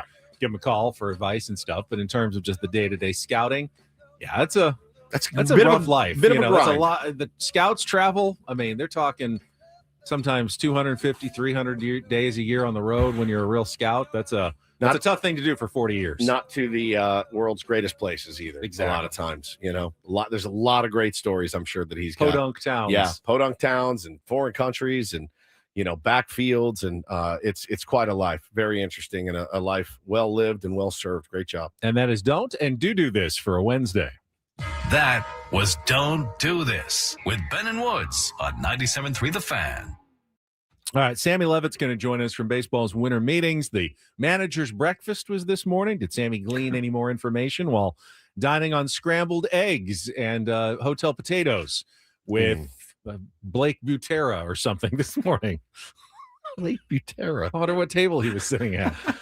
Do they put all like Stammen and Butera and Vitello and all those guys together? Like the kids' table? There's Francona, Dave Roberts, all these G's over here, and they're like, over there, nerds.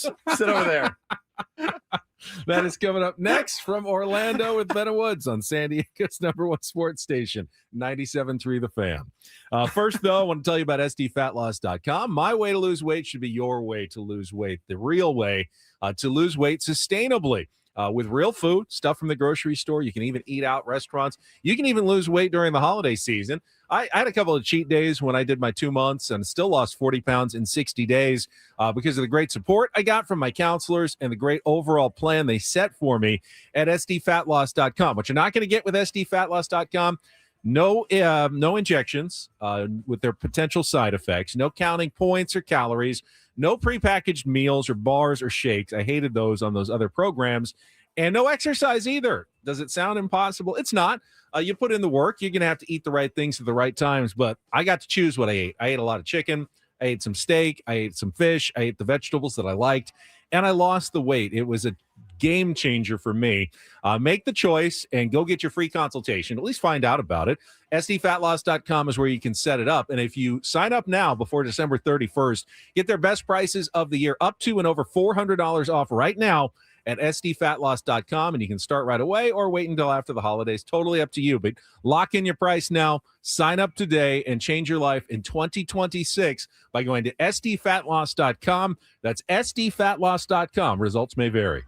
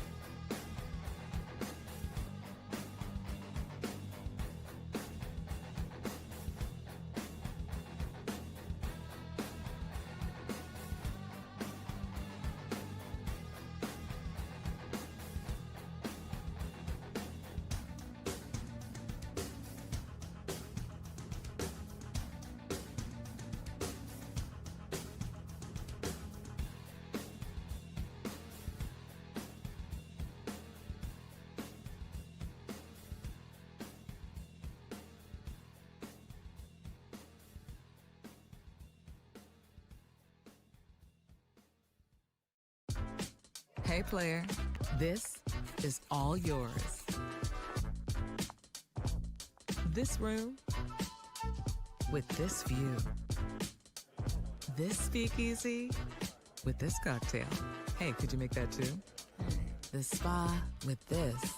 Ah. And this pool on this roof. This is all for you. The all-new Hamul Casino Resort, now open.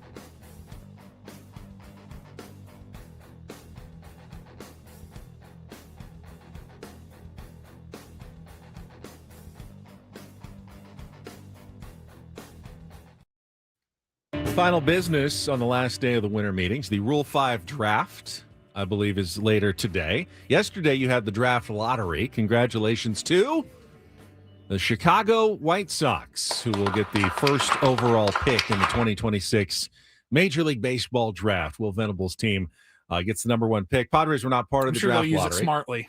Rockies were not part of the draft lottery either. You're not allowed to just be at the top every single year. So even their record poor season didn't help them at all in the lottery. Padres love the 21st overall pick in the draft. Saw that. More from the winter meeting. Sammy Levitt standing by. He's going to join us one more time from Orlando right after traffic here on 97.3 The Fan. From the 855 Get Ross Traffic Center, protecting San Diego after accidents or injury, here's Kelly Danick. This game day traffic report is brought to you by Crystal Geyser, Alpine Spring Water. Got a few things going on here, guys. Southbound side of the 805 before Mira Mesa Boulevard crash in the center divide. Now getting reports of an accident on northbound 805 near Home Avenue. Those vehicles are over to the right shoulder. Northbound 125, an accident past Hammershots over to the right shoulder. And eastbound 8, they cleared this accident near College, but West 8 in the East County, just past Greenfield. We are getting reports of an open trench over to the right shoulder and no cones around that. So please take it extra carefully there. That is westbound 8, just past Greenfield. What makes Crystal Geyser Alpine Spring Water different? They always bottle their Alpine Spring Water less than 1.5 miles from the spring source. And all of their bottles are made with 50% recycled plastic from their own recycling plants. Crystal Geyser, bottled at the spring source. I'm Kelly Danick with Ben and Woods, San Diego's #1 sports station, 97.3 The Fan. I don't know if he's getting a little antsy to get out of Orlando, but Sammy Levitt joining us standing now. He's no longer sitting. He's standing up, still in the lobby there in Orlando, Florida, and joins us now courtesy of our David P. Shapiro fan hotline. Good morning, Sam. Hi, guys. Good morning. Good morning to you, my friend. He was standing yesterday. Was he also standing yesterday? Or was only sitting on Monday? Okay. That's all right. That's Same okay. spot. How's it going? Everything's good. Wrapping up day 3. We'll head out of here a little bit later on this evening. Like you guys said, Rule 5 draft today, which is always notable. And, hey, you never know, right? We saw Stephen Kolek selected a handful of years ago in the Rule 5 draft and not only become somebody the Padres relied on quite heavily last year for a portion of the season and certainly in their bullpen the year before, but also ended up being a big trade chip for their starting catcher right now. So you never know what happens and the significance of the Rule 5 draft. And AJ Preller will speak within the next couple of hours. So we'll hear from him again. I've got a couple of other interviews that I'll do here over the course of the rest of the day, but everything is rolling along smoothly despite a lack of, I suppose, any actual news from a Padres standpoint. Saw a really funny tweet yesterday from MLB Trade Rumors, who's a great follow on Twitter. It said, Royals potentially looking to move Ryan Bergert and Stephen Kolek now. So, I mean, the AJ has a chance to do the funniest thing of all time. Yeah, maybe get him back. If he really wanted to, he has a chance to do the funniest thing of all time and get Ryan Bergert and Stephen Kolek back today if he wanted to. So, Sammy, all the rumors floating around of a potential big move. I mean, I had somebody yesterday tell me, there's actually some big stuff in the works. Whether it materializes or not, we won't know until it's actually done. Any rumors that you're hearing right now? I know he's playing very coy, as he always does. Yeah. Look, nothing major specifically that I've heard over the course of the last day here. Look, what I continue to wonder, and I think everybody's wondering here, is there's such a clear need for starting pitching. It's one of those off seasons. Yes, the Padres could use a bat, but when you talk about the Padres' needs right now, you zero in on that starting rotation. And I heard some of your conversation a little bit earlier in the morning talking about, if AJ is not going in, and we have had not definitive answers from AJ, but I think revealed a little bit that I think it would probably be his preference to not deal from one of his biggest strengths, and that's his bullpen. It does beg the question, well, if you're not going to deal from a position of strength and use that to complete your roster, and more specifically complete your starting rotation, well, then how are you going to do it if you're not going to, play in the upper echelon part of the free agent market? And I think we all agree that they probably aren't going to do that. Not that you can only play in that part of the market. Obviously, they could make signings that cost less. But how you do that exactly without dipping into a trade, dipping into some of your strengths and positions where you can trade from, it is an interesting question. So, look, we talked about it over the course of the last couple of days. I'm not surprised to hear the Padres are thinking big. That's what AJ does. And we know he's always somebody who's going to take calls and listen, and we'll see how it transpires. But look, it's going to continue to be the question of, is there a way to get what they need from a pitching standpoint without dipping into one of their strengths, which is certainly that bullpen. Sam Levitt joining us from the winter meetings in Orlando. One of the traditions at the winter meetings is the manager's breakfast, which I've never attended. I've seen clips from it. It looks kind of awkward. How does it exactly work? You were there this morning, correct? I was. Okay, so tell me how it works. Yeah. Okay. By the way, last year you were very disappointed that I did not tell you exactly what was on Mike Schultz's plate. So I did pay attention to Craig Stammen's plate, but I'll give you the rundown. So first, it's very early, 8 a.m.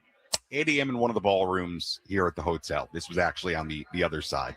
So you walk down there, everybody kind of stands around for a little bit outside the ballroom. They do the American League and National League manager photo, which you can probably see online. In fact, I'll be honest with you, I got there a little bit late, just a little bit late, and I missed the National League photo. So I couldn't even, take a photo and tweet it out. So bad on me.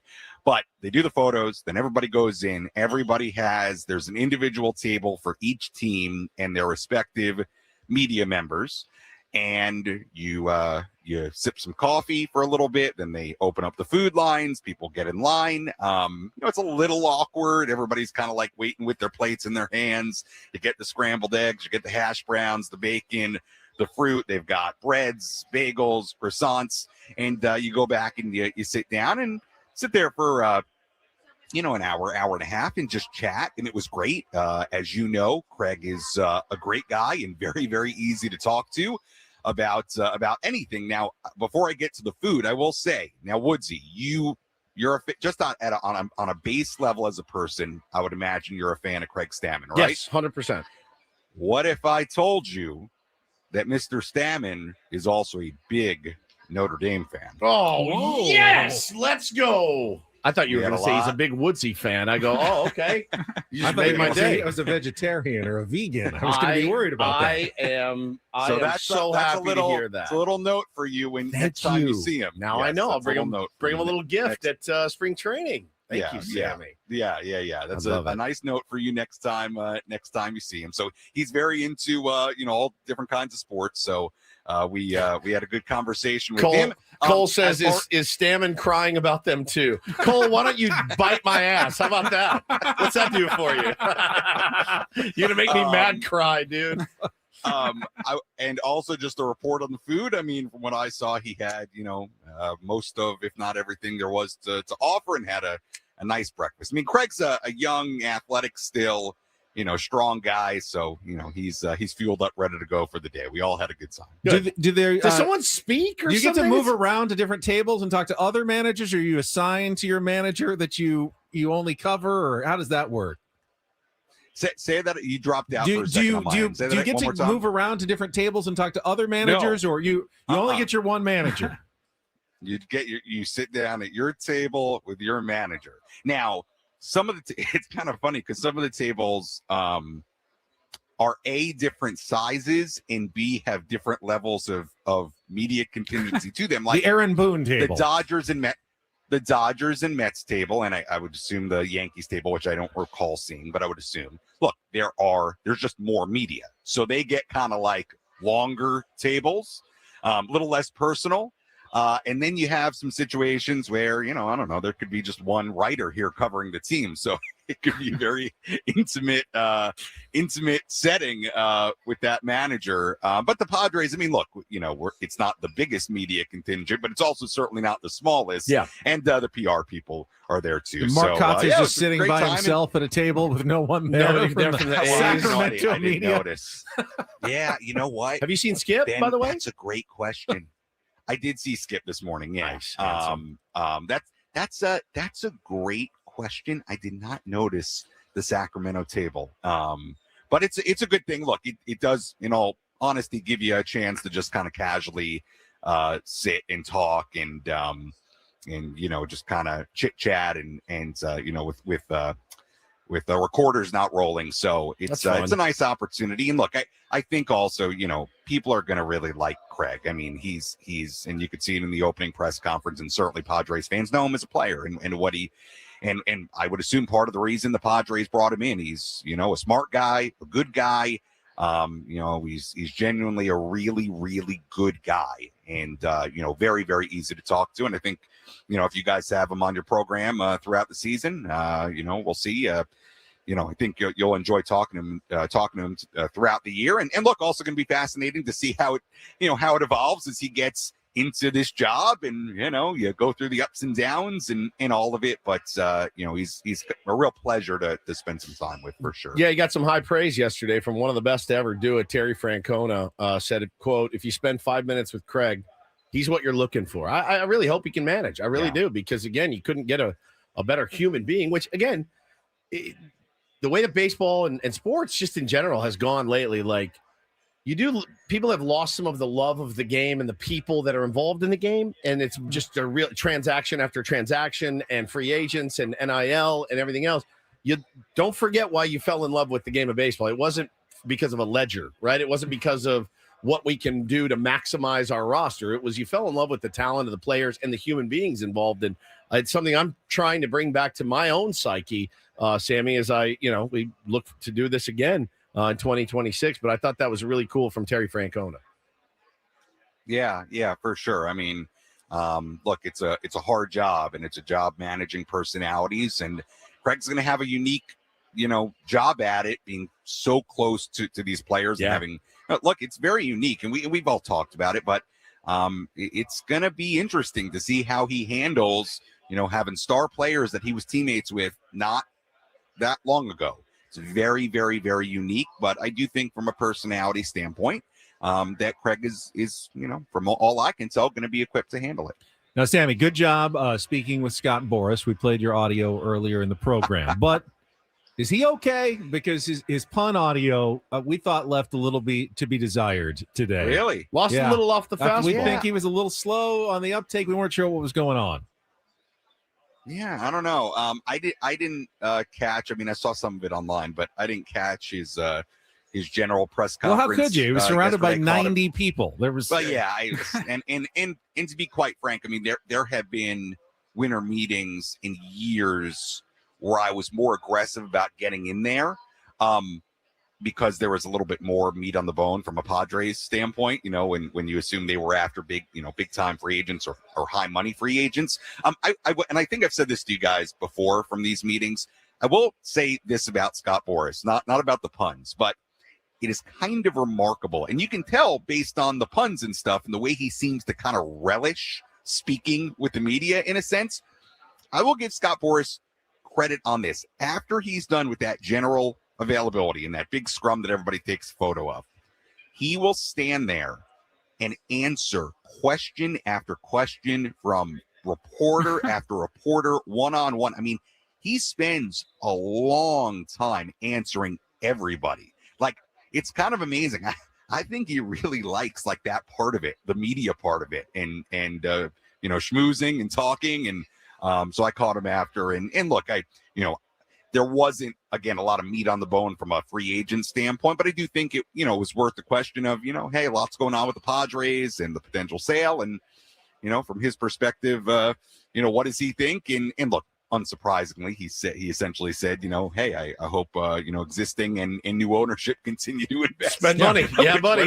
Sammy, great work this week. Killed it. Phenomenal job. Expect the major Padres news to break at 1 p.m. Eastern today. Yes. Because that'll be right as soon as we get off the air at 10 a.m. West Coast time. But have safe travels back. Yeah. And thank you I'll for all. I'll still be here, though. So what? Okay, we know. No, you'll have it for the other shows for sure.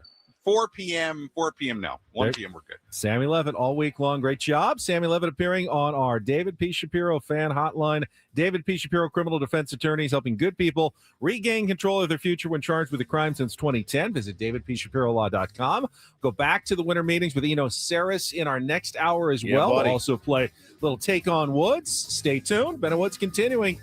Second half of the show coming up next on San Diego's #1 sports station, 97.3 The Fan.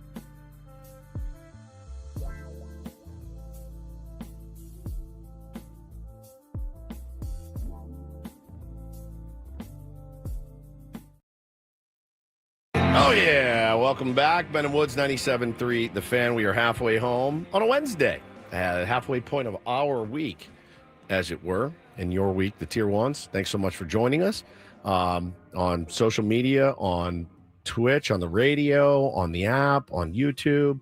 Phenomenal audience. Really, really appreciate you guys. I'm Woodsy, the Paul Reindl, executive producer of the program. Ben Higgins, your friendly neighborhood sports anchor, joins us as well. In fact, you guys are such a good audience. Can we say you guys are so loyal to us? You're not going to be hearing any more Chicago liners or anything like that on our show.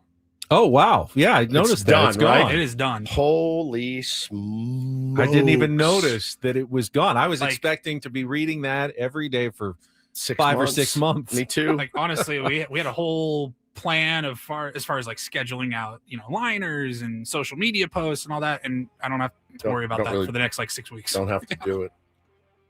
Of course, Paulie's talking about the trip to Chicago, to Schmigley Field, to see the Smubs play the Schmadres in June. And went into it with our pal David J from Hop Run Tours, and he pitched this idea, and I said, oh, yeah, I'd love to do it. Makes me nervous, man. Makes me nervous. And then, it sold out in a couple weeks. So you guys are an absolute dream audience. I mean, you couldn't draw it up any better. I mean, it's going to be a really fun trip. It's going to be a blast. I mean, I'm already excited for it. I'm so giddy. So far away. Now it feels like we have to wait until June to do this thing. Let's just go now. But obviously you have to wait until the Padres or the Schmadres play the Schmubs. Right. Exactly. Right, so. Chicago is going to be an elite time. And I'm actually glad that we are working that week, because that city, I've been known to get in trouble a time or two in that town, because I won't do it if we have work. You have to remember, you need to get up the next morning. Yeah. A couple hours later, we got the time difference working for us. But yes, you will still have to get up in the morning. You can't visit every single one of your old Chicago haunts. They're all gone. They're all gone. I'm going to take you guys to my old neighborhood the first night we get there. We're going to go have dinner down in my old hood, and I'll give you the full woods walking tour down there. But the 2 bars I worked at, one of them is now an Urban Outfitters, a 2-level Urban Outfitters. Your boy would vomit over the rails that I'll show you. That we'll go in and pretend to shop around. I'll be like, oh, this is where I used to go do this. This is where I did this. So yeah, man, it's a trip to see. And then when you go down around Schmigley Field, as it were, that area has changed so much. I mean, it's changed so much. There's a betting parlor attached to it. It's crazy. It's just crazy to see. So it is going to be a really, really fun time. A really fun time. So thank you, Tier 1s, for making us look phenomenal. And this one goes well, and you guys don't assault Ben or anything. Maybe we can do it every single year. Pick a new spot. That would be cool. Do not assault Ben, though. I'm so excited to sit. I mean, going to Schmigley Field, but I'm excited to sit in the bleachers across the street on the roof. Yes, it's going to be rooftop seats. It's going to be unbelievable. Amazing. It's going to be great. And we'll have a great time. And thank you guys for signing up and paying and doing all that and putting your trust in our pal David and wanting to hang out with Ben and Woods in Chicago. It just means the world to us. So I was very nervous about that. I'm like, man, we get down to the last few weeks, gonna have to make a big push. No, there's no pushes needed. It's done. So it's has nothing to do with us. It's all to do with you guys. So thank you. From the bottom of our hearts, you've made our life so easy. So easy. Absolutely amazing. Coming up this hour, Take on Woods, and Eno Sarris is going to join us from The Athletic. He is also at baseball's winter meetings, late night tweeting, eyeball emojis, and hearing things. And I don't know what he's hearing. He hasn't really shared any of it, but we'll get an update from Eno. Haven't talked to him since I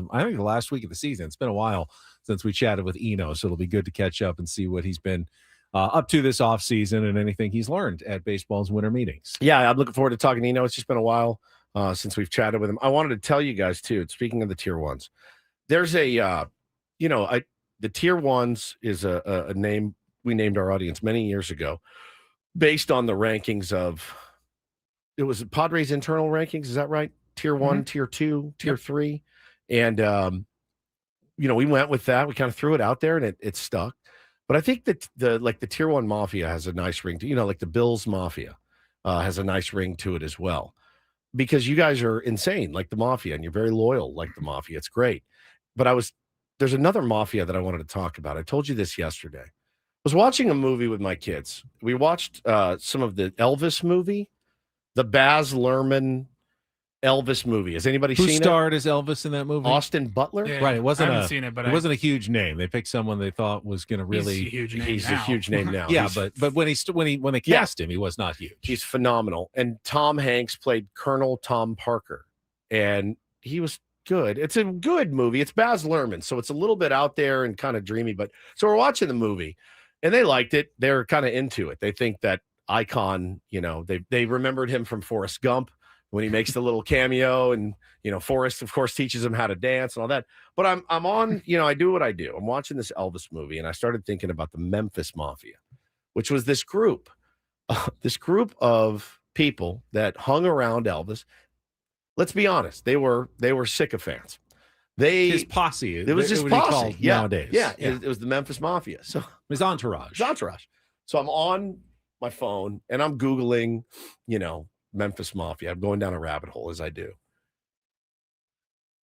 And I go, man, what a fascinating group they were. Because they would take bullets for him. And they would keep him out of trouble. They would actually get him into trouble. They would get him what he needed. They would go in, take him out through the back door when somebody was coming in the front door. Memphis Mafia. So I go, that'd be a fascinating thing to dig a little deeper on. So I go to Amazon and I Google, or I put in Amazon Memphis Mafia. First thing that pops is a book called Elvis and the Memphis Mafia. I go, oh, I'm getting this. I'm going to read this. I'll finish it in a weekend. Did you not go check out how many stars it got from consumer? Oh, it was high. I did not. Expert reports, but it was. It was okay. They said this is the. They said this is the best Elvis book ever written. It's told by the guys in the Memphis Mafia. It's like an oral history. So if you're doing an oral history of Ben and Woods, I'm dead. You're talking. Paul's talking. Adam's talking. It's the three of you guys laying out the oral history. So this is what it was.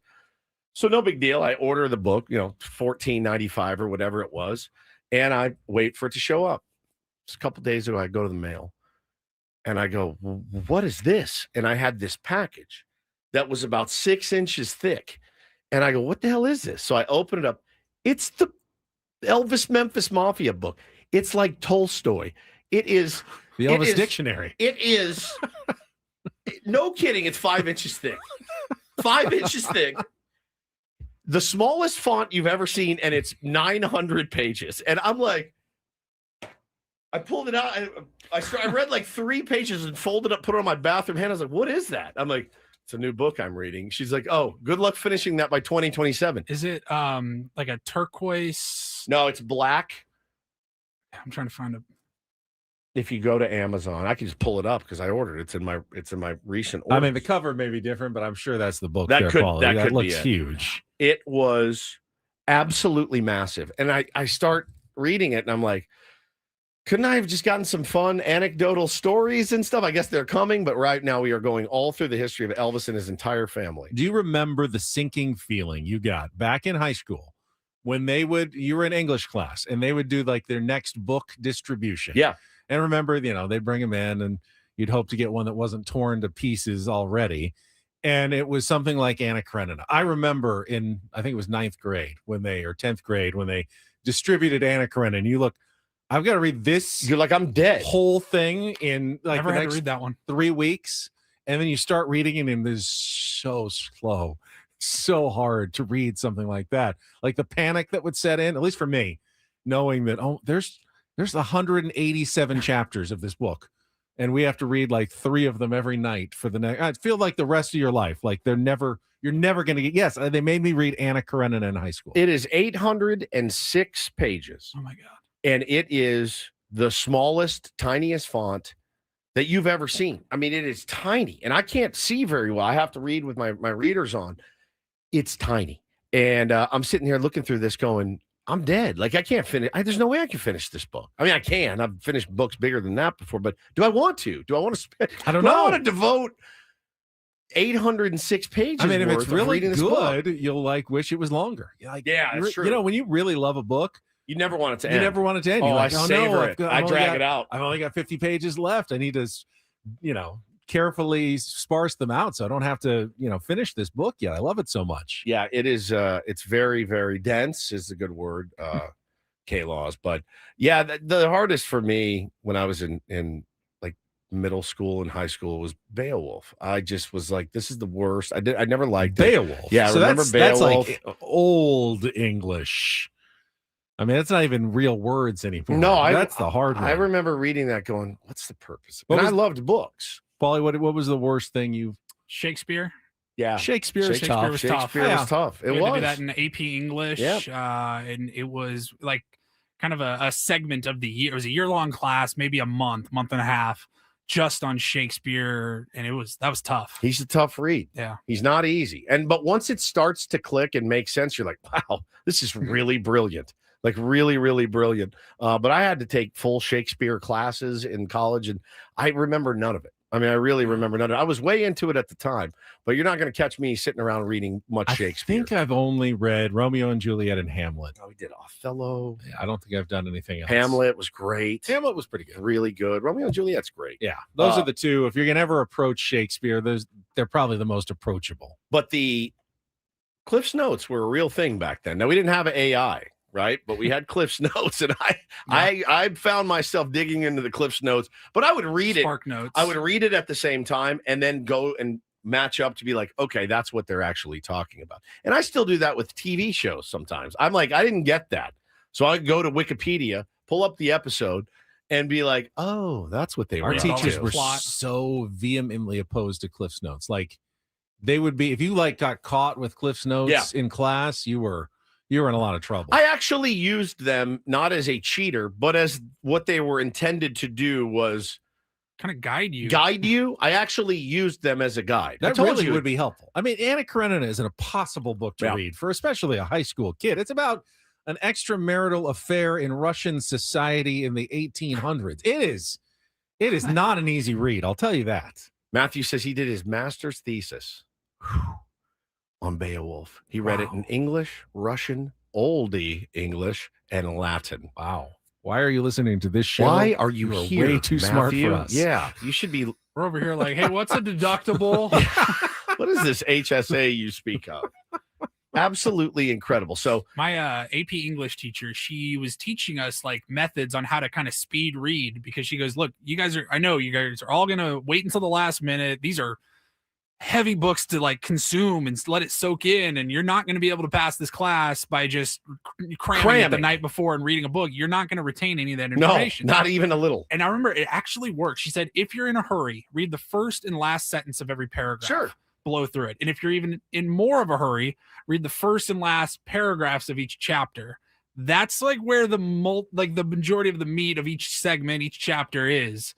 And it really worked. I was able to fly through a lot of books that way. Now, I'm a pretty elite speed reader. And you are a much faster reader than I am. Even this Elvis book, I stare at it in the morning because I have it on my like nightstand, and I look at it and I'm like, cool, 14 pages down, 780 to go. I have about too much Elvis. like ADD to read well. Like I seriously will read a whole chapter of a book and not remember a single word. Just roll through it. I'm like, I'm reading the words, except I'm retaining none of it. I do that with is TV. just somewhere else. I do that with TV shows as well. I watch it. I'll go, what's just happened? I have to rewind it again. You're like, your eyes are fixed on it. You're watching the whole time, and you're like, I was not paying attention. I've gotten to the point now where you'll start a show and I'll get to the third episode before I realized, oh, wait, I watched this like 7 years ago. I know. I'm with you, dude. I'm with you 100%. All right. We got Eno Sarris coming up with let's get a play game of Take on Woods when we come back, and then we'll have time for Eno at the bottom of the hour. If you want to be our contestant, we did have a winner yesterday. First one of the month to beat Woods. You can make it 2 in a row if you call in now for our musical trivia challenge. 833-288-0973. 833-288-0973. Phone lines are completely open. So good time to get in. Play for the trip to Las Vegas when we come back with Ben and Woods on San Diego's #1 sports station, 97.3 The Fan. During the holidays, as you're having maybe a dinner with relatives and you see your family members with you, take just a moment to think about the future and what would happen if you were gone. And I'm not saying something's going to happen in the next couple of months, but you don't know. And, and if it did, wouldn't you like to have the peace of mind of knowing that they'd be taken care of? This is one of those things that is just it's It's not a you should do it. It's kind of you have to do it. You have to do it. You need to go to trustandwill.com. Use the code FAN when you check out. You'll get 20% off of your trust or will. If you do have a family, you do have assets and things like that, make sure you get that done. And they keep it so simple, even for buffoons like myself. Go to trustandwill.com. Code is FAN when you check out for 20% off. Absolutely. Legal documents. They will be sent to your home. You can put them in a safe or a filing cabinet.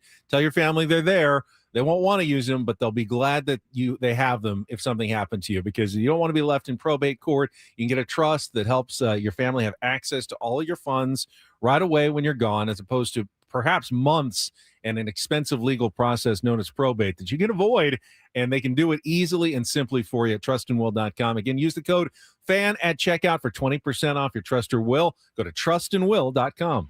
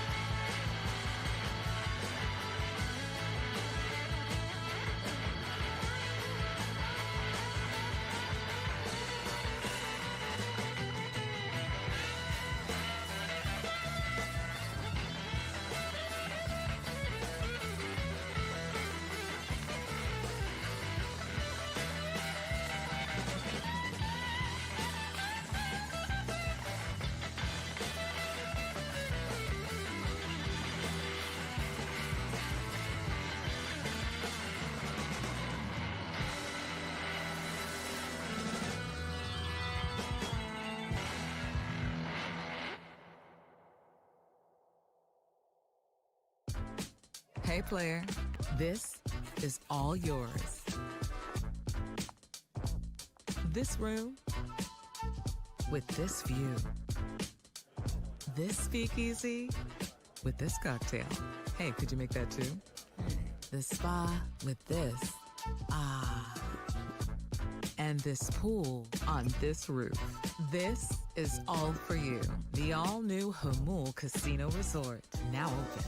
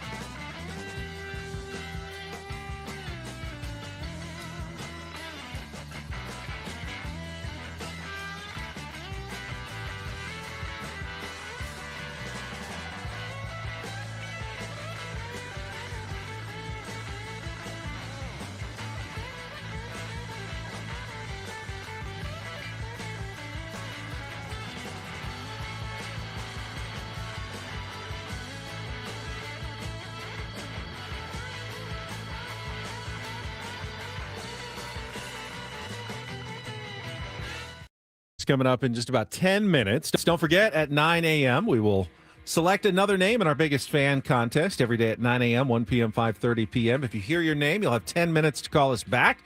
Qualify for our grand prize, night in our Odyssey Suite for a Padres game this coming season with all the fan staff, 20 of your friends, and it's all catered by Spiro's Mediterranean Cuisine, so make sure you register your name at 973thefansd.com/biggest-fan to get into our biggest fan contest. And speaking of contests, time for today's game. Let's play a little Take On Woods.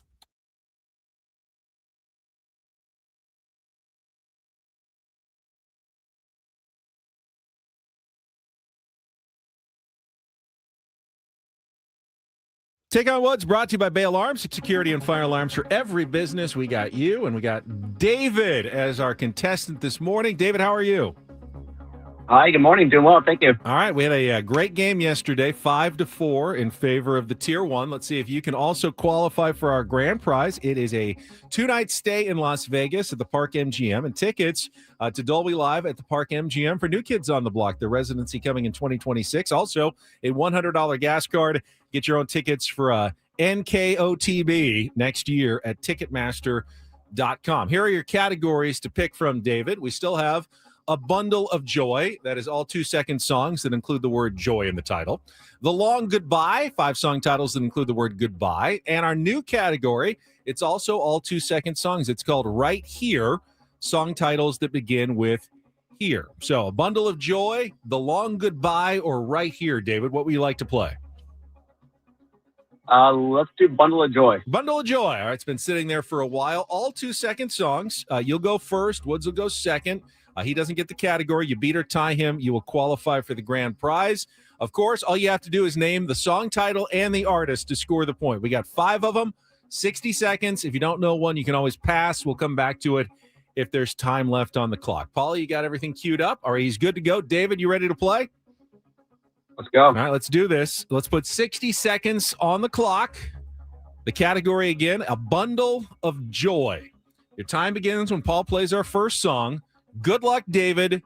Let's take on Woods.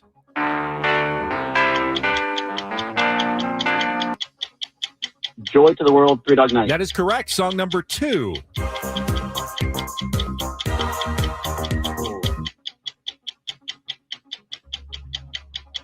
Yeah. Let's go to song number 3.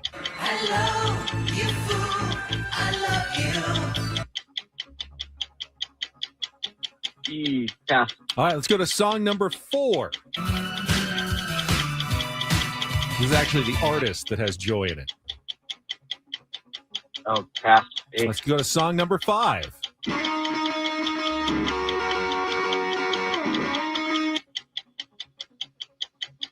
I know. All right, we'll go back to song number 2. A little time left. Oh, man. I got nothing. Nothing, just the one. Just the one. Joy to the World. A good start, though, by 3 Dog Night. The rest of the answers. Enjoy the Silence by Depeche Mode. Joyride by Roxette. Love Will Tear Us Apart by Joy Division. And Pride and Joy by Stevie Ray Vaughan. I don't think one's going to get it done today, David. I think so either. Let's bring Woods back in, see how he does. He doesn't get the category. Definitely makes it tougher for him. But we'll see.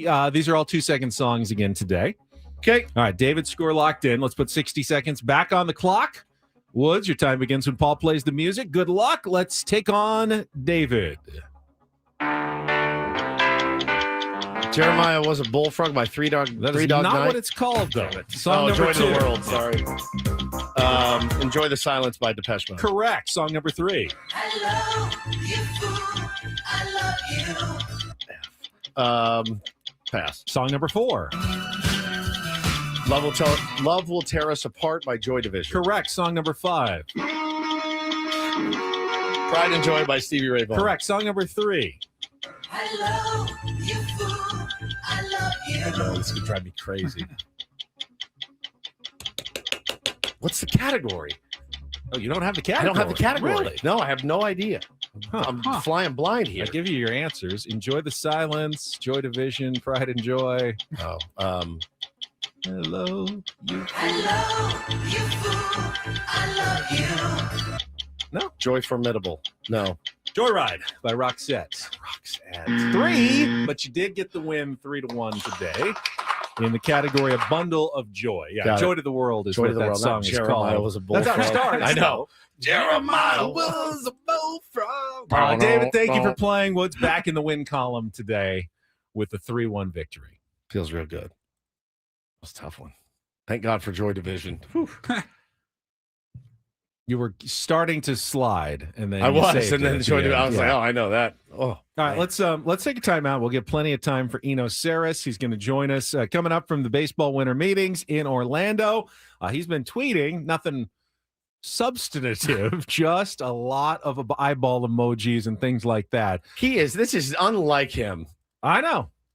This is unlike him. We'll see. I'm Coming up next. I'm going to chastise him next. Yeah, I think you need to. Coming up next on San Diego's #1 sports station, 97.3 The Fan. First, Daily Fantasy. Prize Picks is my place. It can be yours as well. Really easy to play. You have different options out there. I've enjoyed Prize Picks. They make it very simple. To get started, first of all, downloading the app is very easy. I will remind you when you do download the app, make sure to put the code KWFN in because you're going to get $50 instantly when you play your first $5 lineup. So you got the $50 in the account, and then you start playing. And you can set your lineups however you like. The app is easy to use. You're watching, let's say, football this week. You can pick your favorite players like Josh Allen or Saquon Barkley, total touchdowns, more or less, total yardage, more or less, and then combine them together. The more you combine together, the more you can win with Prize Picks. It's between 2 and 6 total players. You can combine sports as well. College basketball tonight. You're watching the game down at Viejas Arena. You can pick players on those teams. You've got all kinds of options for your daily fantasy picks. But again, make sure you use the code KWFN when you download the app so get your $50 instantly when you play your first $5 lineup. It's Prize Picks. It's good to be right. Must be present in certain states. Visit prizepicks.com for details.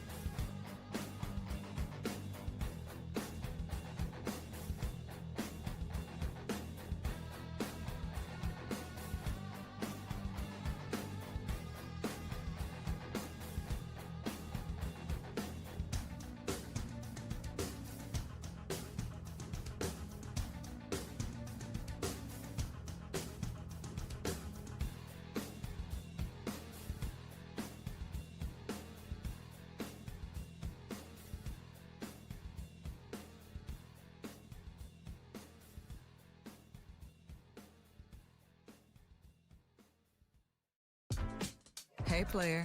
This is all yours. This room with this view. This speakeasy with this cocktail. Hey, could you make that too? The spa with this. Ah. And this pool on this roof. This is all for you. The all-new Hamul Casino Resort, now open.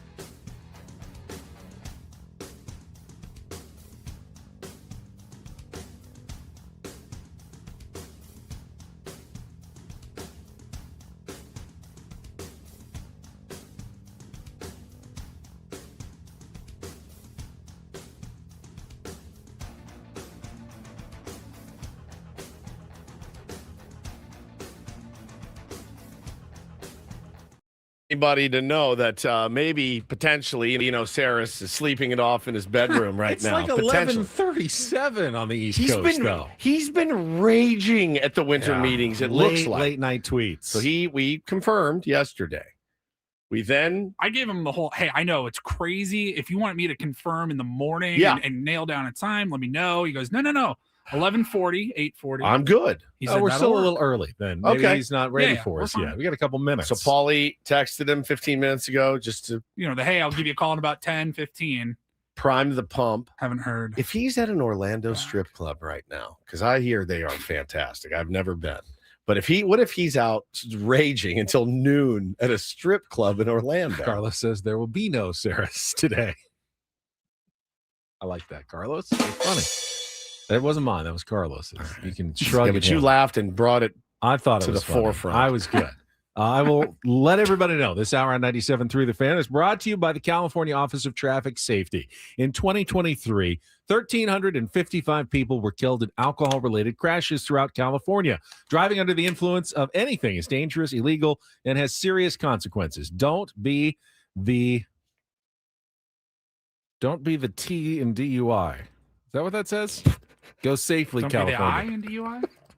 It looks like a T, Paulie. I don't know. Reading that one for the first time. Let me see it. You see it? Yep. That says, oh, no, it's I with quotation marks on it. I, quotation. Don't be the moron. I with moron. He called you a moron. Did you hear him call you a moron? Who called Paulie? me a moron? I'm sorry. I just wow.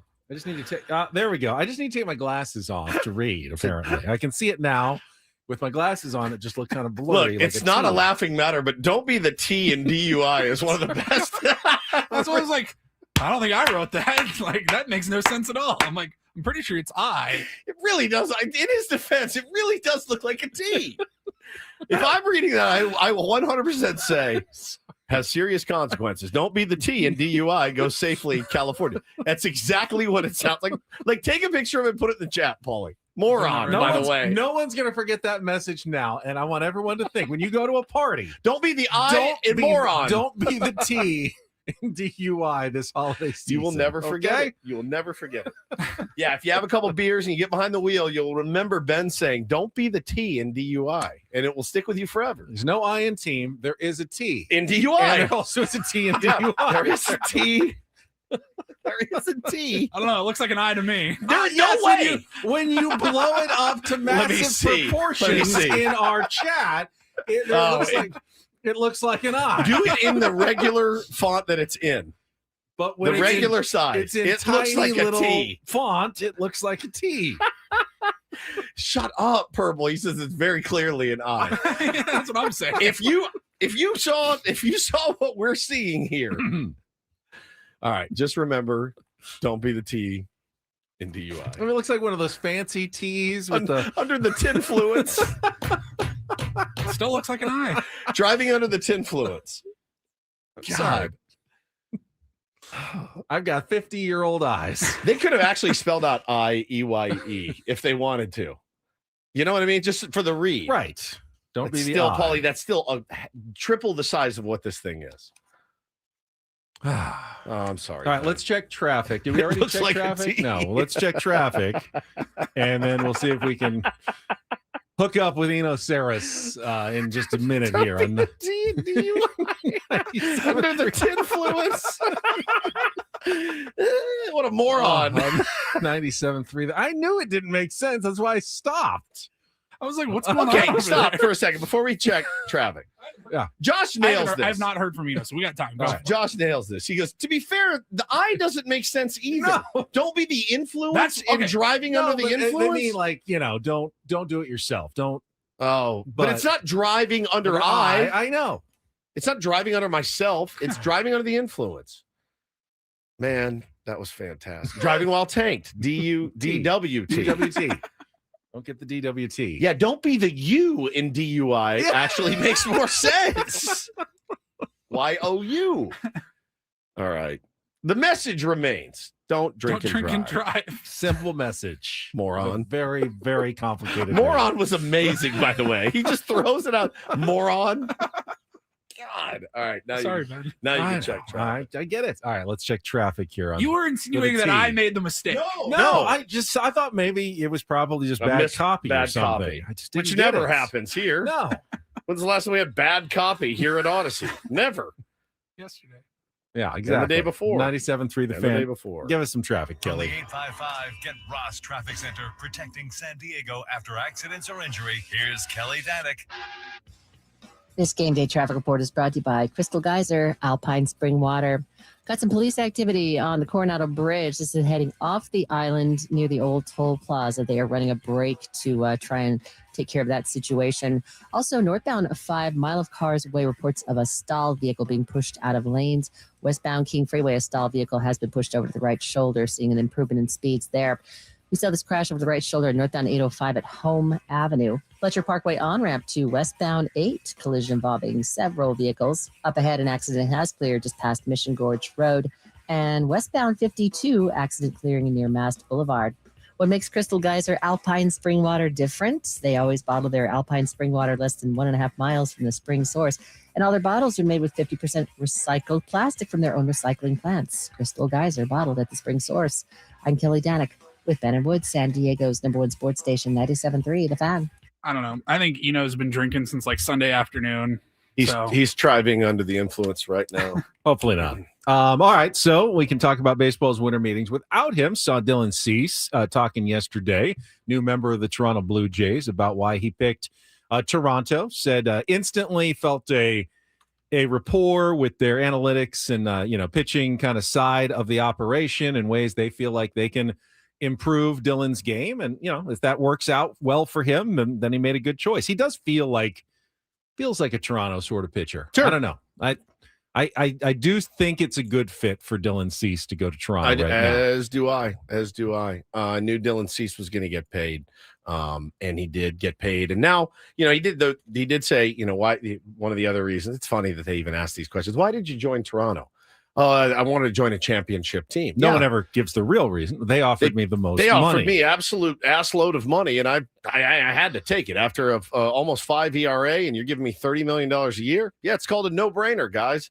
And it's actually a really good team, too. So you could have gotten that. You could have gotten a real hefty offer from somebody else that wasn't a cool And he doesn't place. have to come in and be the ace. No, you know what? not He's at on all. a good rotation. Take your turn every fifth day, which you know he can do. Yep. And You has know done. he can do.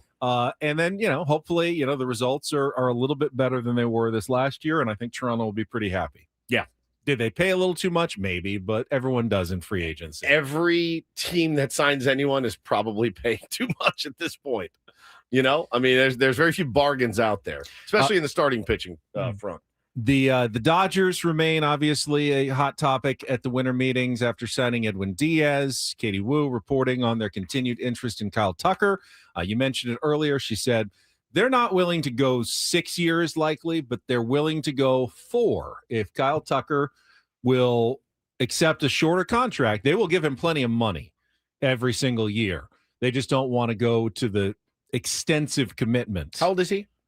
How old is he? 30? I think 32, I want to say. But, he's still in his prime. No doubt about it. He's 30. 28. Only 28. I give him 6 wow. years, man. Why wouldn't they give him 6 years? If you're the LA Dodgers, who cares? They got guys older than that already that are still producing for them. About to turn 29 next month. Okay. Well, it's still be 6 years, be 35 at the end of that deal. I would, if I'm LA, what do you care? God, they're so stupid with this. I can't stand this. This is actually... I think you nailed it. You nailed it yesterday. This bothers me more than anything else that lost they're doing. the You've right lost to the complain. right. You've lost the right to be. I think you nailed it. You can't. You've lost the right to nickel and dime. You just have. I think you you can't were have it. talking about prospects yesterday. You Yeah. can't complain about No, prospects. you can't, and you can't have it both ways. Of like, well, look at us. We're the best. We're so smart. We have so much money, and then be like, we're not going to 6 years. We'll do 4. There's nothing you could do to your team right now that will damage the future of your team. And I mean nothing. Are they getting Nothing. Are they getting too arrogant? Like, No. hey, we're the Dodgers. We don't need to offer 6 years. You want to join our team. You're lucky. Yeah, maybe. You're That lucky maybe. to be able to join. You're lucky we're offering you a contract for the opportunity to play for the 2-time defending World Series champions. And I wouldn't even say that that's arrogance per se. I wouldn't even say that that's arrogance, but that's just kind of like the way that it is. That's just the way that They're it taking is. advantage of the situation. Of the situation. That they're a desirable location, desirable team to join. Why should we have to offer more Right. than everybody else? Correct. You should want to play for us for less. I mean, Clayton Kershaw did. Yeah. Why wouldn't anybody else want to do that as well? So there may be part of that there. And then, of course, the rumors about Tarek Skubal and pursuing him in a trade. And I think it's interesting that, will that create more of a backlash again? If they get Skubal and Tucker Yes. and Diaz, Yes. is there 29 teams that are basically throwing their arms up in the air and going, this has got to stop? This has got to stop. Yeah, but why? Not breaking any rules. They're not. We got Eno? He is awoken. Oh, welcome, Eno. Man. Tell me you're on a bender. Eno Sarris from The Athletic joining us here on 97.3 The Fan. Hi, Eno. Are you on a bender? Oh my god! We had an idea with all those 2:30 a.m. emojis and tweets. My god. Dude, I tried to treat myself well last night and go to bed, early. So I got back to the room around 2, and I couldn't sleep. So I have got like 4 hours of sleep, and it's 11 o'clock. This is the greatest moment of my radio career. I actually called this. I go, my guess is that he's a little bit hungover. Or Eno. Oh, I feel bad now putting you on, but this is too entertaining. I was like, you only have to make it about 5 more minutes for the top of the hour, so you're okay. So we can push to the 9 o'clock hour. It's no problem. 5-minute hit with Eno. I love this. No, I'm sorry, guys. You're a legend for this, by the way. Like, This is the best. This nobody's- is not even your best winter meetings interview. That was when we had you in person. Yeah, out of breath. No, running, this is and you way didn't better. even know you This were is on the air. This is way better. This is way better. Oh, wow. Well, it's been so out of character for you. I love that you've cut loose in this because you don't do the tease. You don't do the tease, the eyeball emoji tease. Now, our boss here, Eno, He is such a fan of the eyeball emoji tease, and it makes me insane when he does it. So I've berated him over the years to stop doing it. And so with you, I mean, I DM'd you after one. I'm like, what are you hearing? Like, what's happening? Is it Mason Miller? Is he on the move? So you're definitely hearing some stuff. How interesting is it? Oh, I'm also trolling a little. You sucker. He does the same thing, I think. I kind of had an idea. No, but I mean, I'm hearing some interest. I love the bar scene. I love the 2 a.m. conversations, and I do have some stuff I'm working on. I'm on such a weird beat though. So like the stuff I'm hearing is that baseball has decided to centralize all minor league vendors for data and technology. Oh, wow. And it's a small story at first, but when the implications are interesting, because what you're doing there is you're capping spending basically on minor league stuff, and baseball loves to cap spending. The international slots, the international money, that's capping spending. The draft slots, that's capping spending. Wherever they can do it, they want to do it. And so I wonder if this is the first step on the line to kind of capping spending on the front office. And what it will do will stifle innovation a little bit, because teams can't find their own interesting vendors for what they want to do in the minor leagues. It will bring some teams up. I was talking to the A's, for example, don't have Hawkeye at all of their minor league parks because they don't have as much money as other people.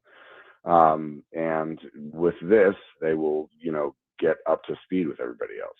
Wow. And this is something that owners can do without, I assume, negotiating with the union, because it's not a player-related, CBA-related cost-cutting measure. 100%. And if they ever wanted to cap front office spending in terms of executives and stuff, those guys are not in the union either. So, it's the kind of thing that would piss off a team like the Dodgers, maybe, who, have all sorts of vendors and do all sorts of things in the minor leagues. I hate to make you think too hard this morning, but I want to ask you, who do you think is the right pitching fit out there, starting pitching fit for the San Diego Padres, given they're not going to probably go, top of the market for a Framber Valdez, starting wise free agency, or even, trade. You can look around, but they don't have a ton of trade capital in the minor leagues right now. Who's the right fit that the Padres should be pursuing this offseason? Well, there is the other rumor, which is everyone's wondering what this, Padres rumor is, because Kevin Acee reported it, and that they're working on something big, and we all know that AJ Preller likes to swing big.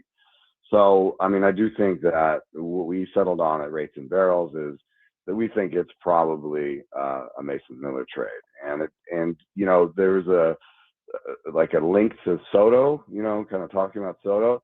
I think that he may even try to make it, and the Soto deal was almost a 3-team deal where you trade Soto and then you trade part of the package you got for Cease, right? Yep. And I wonder if it's just a straight 3-team deal this time, where it's like you trade Mason Miller to somebody that wants this crazy good closer, and the Yankees or something, and you get prospects from them, and you turn that into a starting pitcher from somewhere else. I mean, Edward Cabrera is the big name that's on the block right now, and the Orioles are trying to get him. But I wouldn't be surprised if AJ Preller snuck in and stole that cheese from the Rats. So, I think that could be something where they trade Mason Miller, and the bullpen, it will hurt a little bit, but maybe he has enough money to get Suarez back. And maybe our boy Morejon can be the closer. Yeah, we speculated that too this morning. And one thing that I threw out, and I actually heard that it might have legs, and you can you can poo-poo it or not, but Francisco Lindor is a target that AJ Preller has been. He's coveted that man for at least 5-6 years.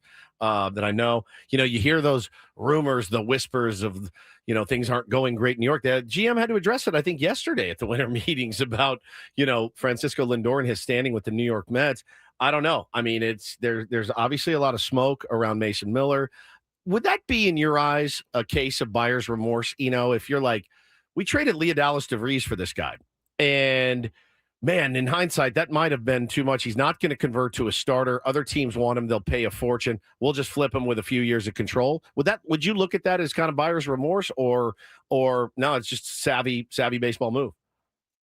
I don't think that he worries, man. He just looks to the next thing. True. That's so true. He does not regret things once he does them. He just doesn't. And also, did Mason Miller lose a ton of value in a month of playing? You know what I mean? No, he was fantastic. He may have gained value. His playoff performance, his first playoffs ever, he was absolutely ungodly. Yeah. So I think he still has a lot of trade value, and he can maybe. To pull this off. I mean, if they don't do that, then they have to get multiple pitchers, and they have to kind of act almost like the Giants and say, hey, come here and do a nice part for a pitcher and give us a 1-year deal, and I don't know, shop in the veteran bucket with Chris Bassett, or one guy that I kind of like a little bit has maybe a little bit of upside is Dustin May.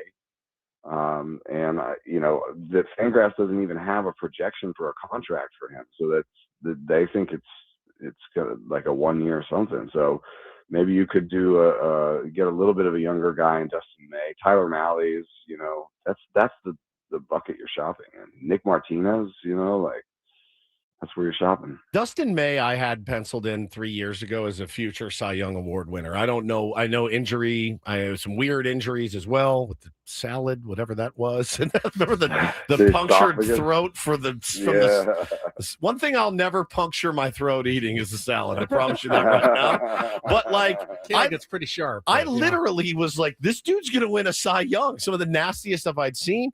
If there is a chance of him regaining that, sure, man, maybe you take a look at it, especially with, no contract terms even being thrown out there. Who knows what you could get him on? But, man, that's always good information. So you literally just woke up for the day.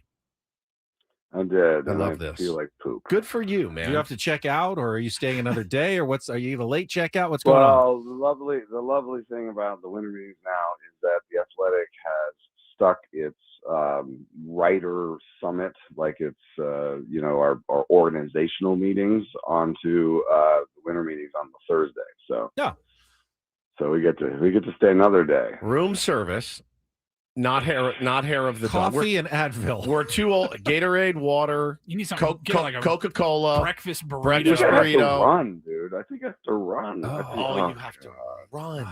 Sweat it out. Yeah, I guess. Thank you for a very memorable, memorable appearance. Well, I hope your wife's not listening, because if my wife was listening to me wake up at 11, she would be chastising me to no end. I would get killed. I would get killed. I would get killed. You know what I can't do when I get home is I can't say the T word. I'm not tired.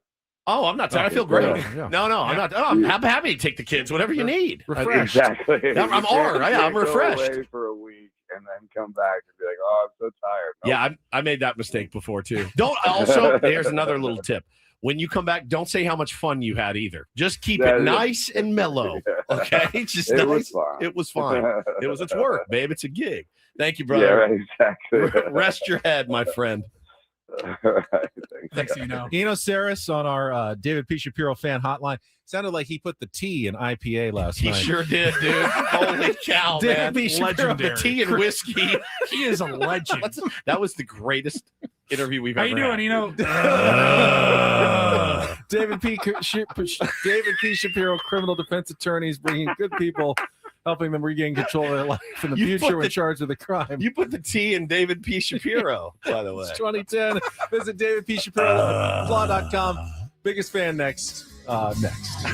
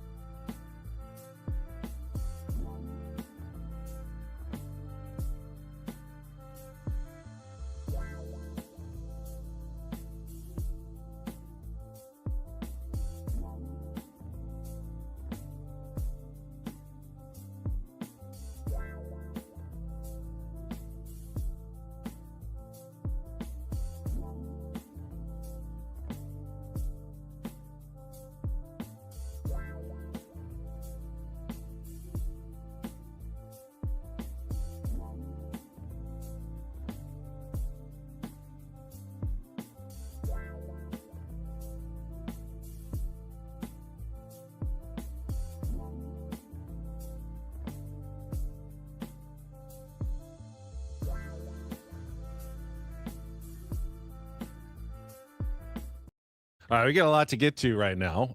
Again, thanks to Eno Sarris for joining us. Not at his pinnacle, but it was entertainment for You sure. guys want to hear that again? Yeah. I want to hear how we brought him on here. 1 second. We got Eno? He is awoken. Welcome, Eno. Man. Tell me you're on a bender. Eno Sarris from The Athletic joining us here on 97.3 The Fan. Hi, Eno. Are you on a bender? Oh my god. We had an idea with all those 2:30 a.m. emojis and tweets. Dude, I tried to treat myself well last night and go to bed, early. So I got back to the room around 2. He still sounds hammered. And I couldn't sleep. So when's the last time you got so drunk that you still were drunk? That in is the what morning? hating life sounds like in audio form, right there. Well, I think we're also hating life if we're San Diego Padres fans. I got an update from a source that said, for what it's worth, I've heard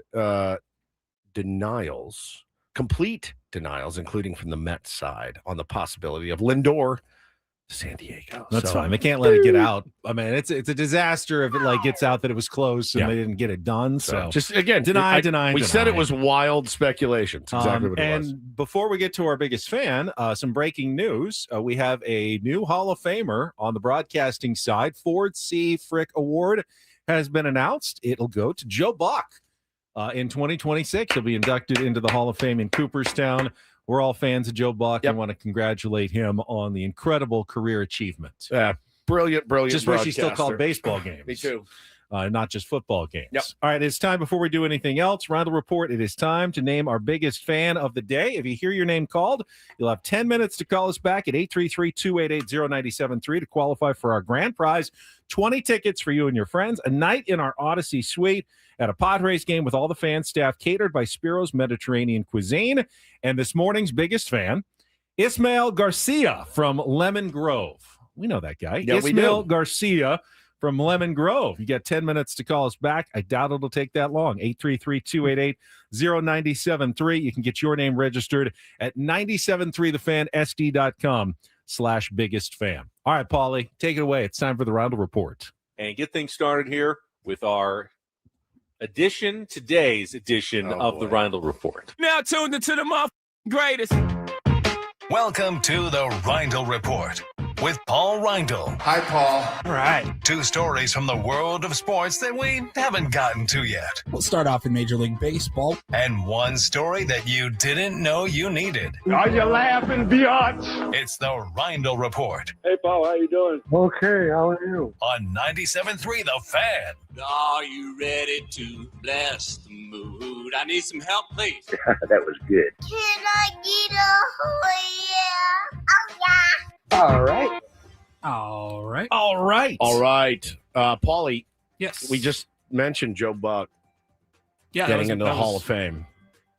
That was my first sports story, so we'll just move Ben on stole past that Oh, I did? from you? Eh, Sorry. I didn't announce it. I thought it just happened like 2 seconds Yeah, I ago. didn't have anything. Oh, I didn't know that. I Sorry. was just going to use that. Okay. Well, You're good. Well, all right. Well, we have a It's all little. good. We're short on time anyway. it was probably we're not. We have We're 52 minutes. We literally 52 minutes. We got could do started a little late this hour. but we could do a 52-minute We're Reindl fine. report if we wanted to. Many are saying that it's because of the Good Morning America and also doing a game in the same day. That's what propelled him into getting that final vote for the Hall of Fame. Yeah. That was Unbelievable. legendary status. Yeah. Hall of Fame worthy. To do TV And well, I guess TV. it was TV and TV. Yeah. That's The That same one up. day, morning and night at the same day. Yeah. That's Crazy. what's really impressive. Everyone says. Wow. Only the elite of the elite could ever pull that off. Again, one of one. And Someday. that's how you get in the Hall of Someday. Fame. Yep. Yeah. Like today or tomorrow or the next day, whatever. No, anyways, slow sports day. Hard I was worker. going to start with that, and we will just skip it. I have some good stuff, though, here.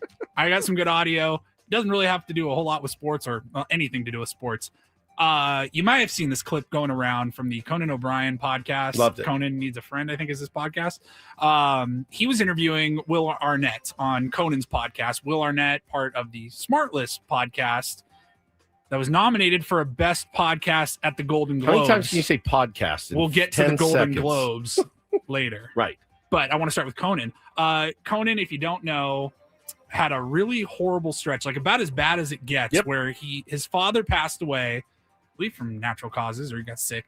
And then 2 days later, I believe it was 2 days later, his mother passed away. Yeah. Like totally separate. Father was expected, mother was not. Yes. And he's talked about that over the years and how he grieved. But Will Arnett jumping on to the podcast, and talking about it for 2 minutes and telling the story that went viral, it had me laughing so hard. I wanted to play it for you guys. Bring up a touchy, actual, this is real personal subject for you. It's okay. I know what it is. Death in the family. Yep. My parents passed. So, well, first, let me just say the timeline, because I have it here. I wrote it down last year because the timeline was so good. Yeah. And so I hear that your dad passes away, and I text you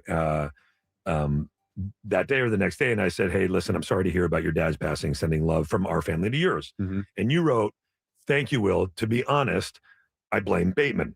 Jason Bateman. For the death of my father. The day after his father dies. Yeah. So I wrote, it's not a terrible theory. And Conan texted me back, he killed my dad. My dad, can I say, in fairness, my dad would have loved this. Okay. So then Bateman, I tell Bateman this, we're doing a thing that day. So the next day, Bateman texts you and he says, Arnett tells me you're on to me. Yes. And Conan texts Bateman, he says, Bateman, do yourself a favor, turn yourself in.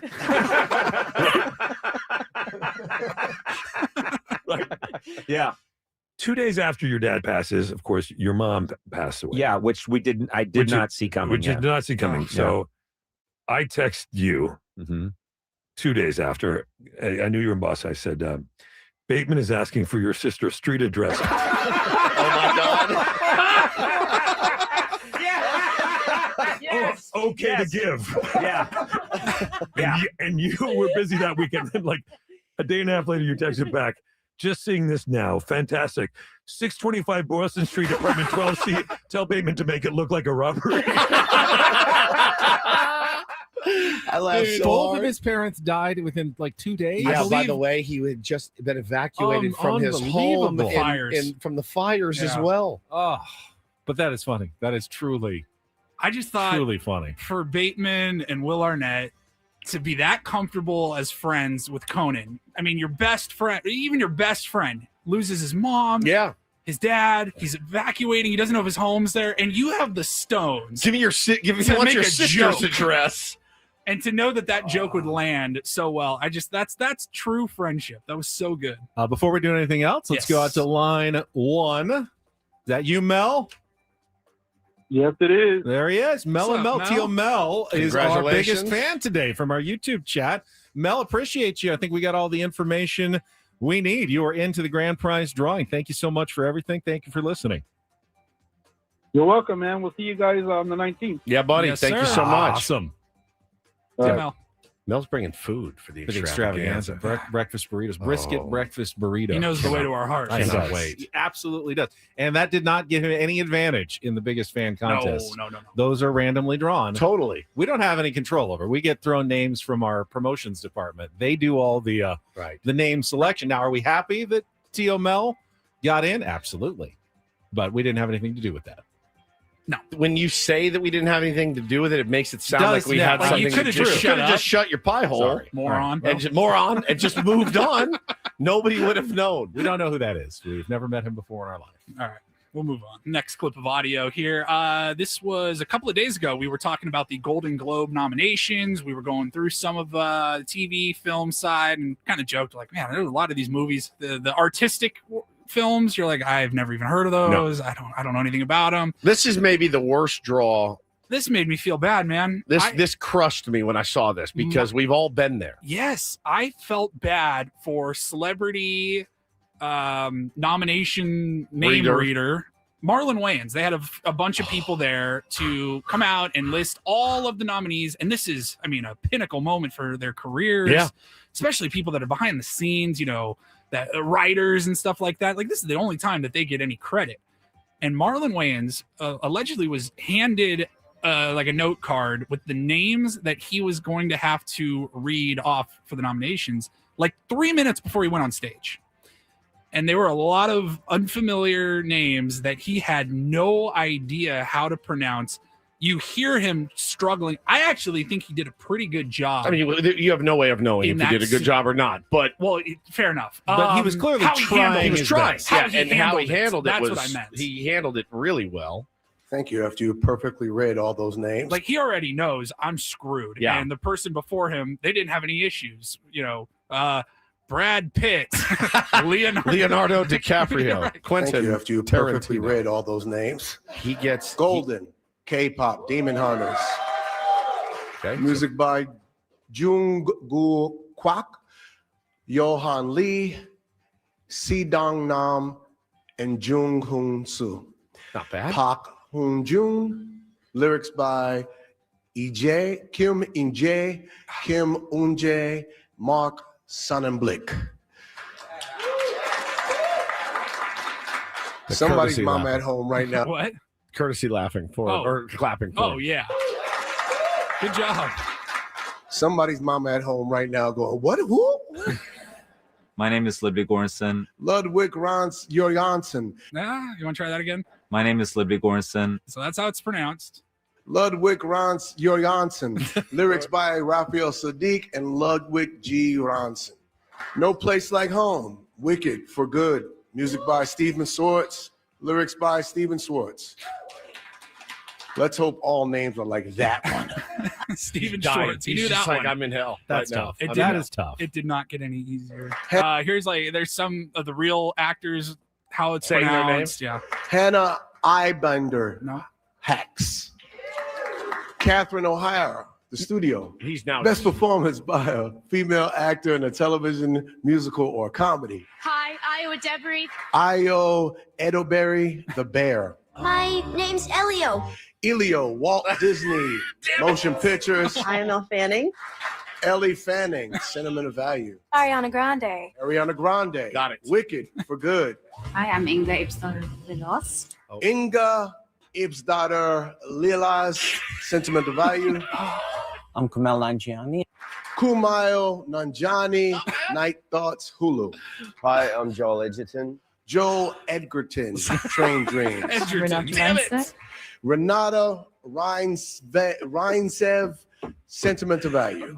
Boy, I'm sweating right now. Now he felt terrible. He was felt like terrible. He was talking to Variety. They wrote about it, and he was just like, "I feel so bad. Like some of these people probably don't even know they were nominated. I butchered them so bad." That wasn't my name, he said. Oh God, man! I just was like, he really. If that's how it was, I mean, you would have thought he would have wanted to do homework and know the names, and they're just like, "Here you go. Here's your card. Good luck. You got 3 minutes. You're on the stage." Carlos said, bro sounds like he's doing spells. I get nervous reading the biggest fan name occasionally in the morning. Like, I don't know how that's pronounced. Now talk about the technical directors for Oh. K-pop Demon Hunters. Like these, you just don't know. You don't And know how they're they pronounced. hand you the card and they're like, good luck. I'm telling you, man, you do it one time doing PA for the Seals. You know, you I don't know if like the cards had phonetic spelling. right.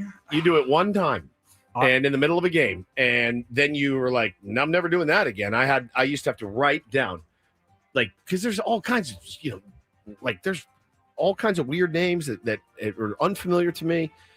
And you'd go digging through video and interviews and pronunciation guides because holy cow. I will say he did a much better job than Wayne Gretzky did at the World Cup Yeah. draw, who I'm sure knew he was doing that for months. Yes. Only had 12 countries in his pot. I mean, he knew which countries were in there before he he started. did, yeah. Oh yeah. I mean, he didn't know when they were coming out, but he knew the Countries and still butchered about half of them, including calling Curacao. Like, you didn't look at any of the names of the countries before you started this worldwide broadcast that like 2 billion people are watching around the planet. You didn't think, let me get Curacao. how do you say the name of this country? Germany. Germany. Italy? No. Okay. Nah, it's tough. It's tough, man. I've done it. You know, a guy gets a penalty and you're like, You start to read it, you're like, I have no idea how to say this. Macedonia. Macedonia. I know it's a macadamia nut, so it's probably Macedonia. Kills me. Kills me. Thank you, Paulie. That was excellent. I mean, that's like a punishment. Hey, you're gonna blindfold. We're gonna surprise you. We're gonna spring it on you, but you got to do this in front of everybody. Sounds like he's reading spells. It's fantastic. It's a really, really good line. Thank you, Carlos, and thank you, Paulie. All right, we're going to take a time out. When we come back, we can talk more about the baseball news or non-news that's coming out of the winter meetings. How do you talk about non-news? We do it all the time. Are you kidding me? We talk about non-news all the time here with Ben and Woods on San Diego's #1 sports station, 97.3 The Fan. But first, you know what time it is. It's time to talk about Eco Water SoCal, such a great company. And it's hard to stay in business for, 100 years, but they've managed to do it by being at the forefront of, water and technology. We've got the Eco Water system in our home. Again, the smartest, most practical upgrade I've ever made for my family. Bring my my big jugs of Eco Water into work every single day. And again, they've been doing this since 1925. They got them jugs. I still do. I still have my jugs of Eco Water. And they've been doing this since 1925 when they patented the first self-regenerating water softener. The thing is, you do want soft water. You do not want hard water. Hard water can destroy your plumbing, your appliances, your water heater. If you ignore it, you could have to repipe your entire home, which is not cheap at all. That's one of the reasons we went with Eco Water, but I wanted good, healthy water for me and my family. So we added the alkaline filters. Our hydration has the healthiest boost, and the skin feels better. The hair feels better. The coffee tastes better. And it's been great. It's been great. So you should get that in your home too. Makes a great gift. Trust me. Try the Soft Life and alkaline water now, just $9.95 a month. Call 760-350-3338 or visit ecowatersocal.com. Let them know Woodsy sent you. Not everything in life should be hard, especially your water. Keep it in soft since 1925.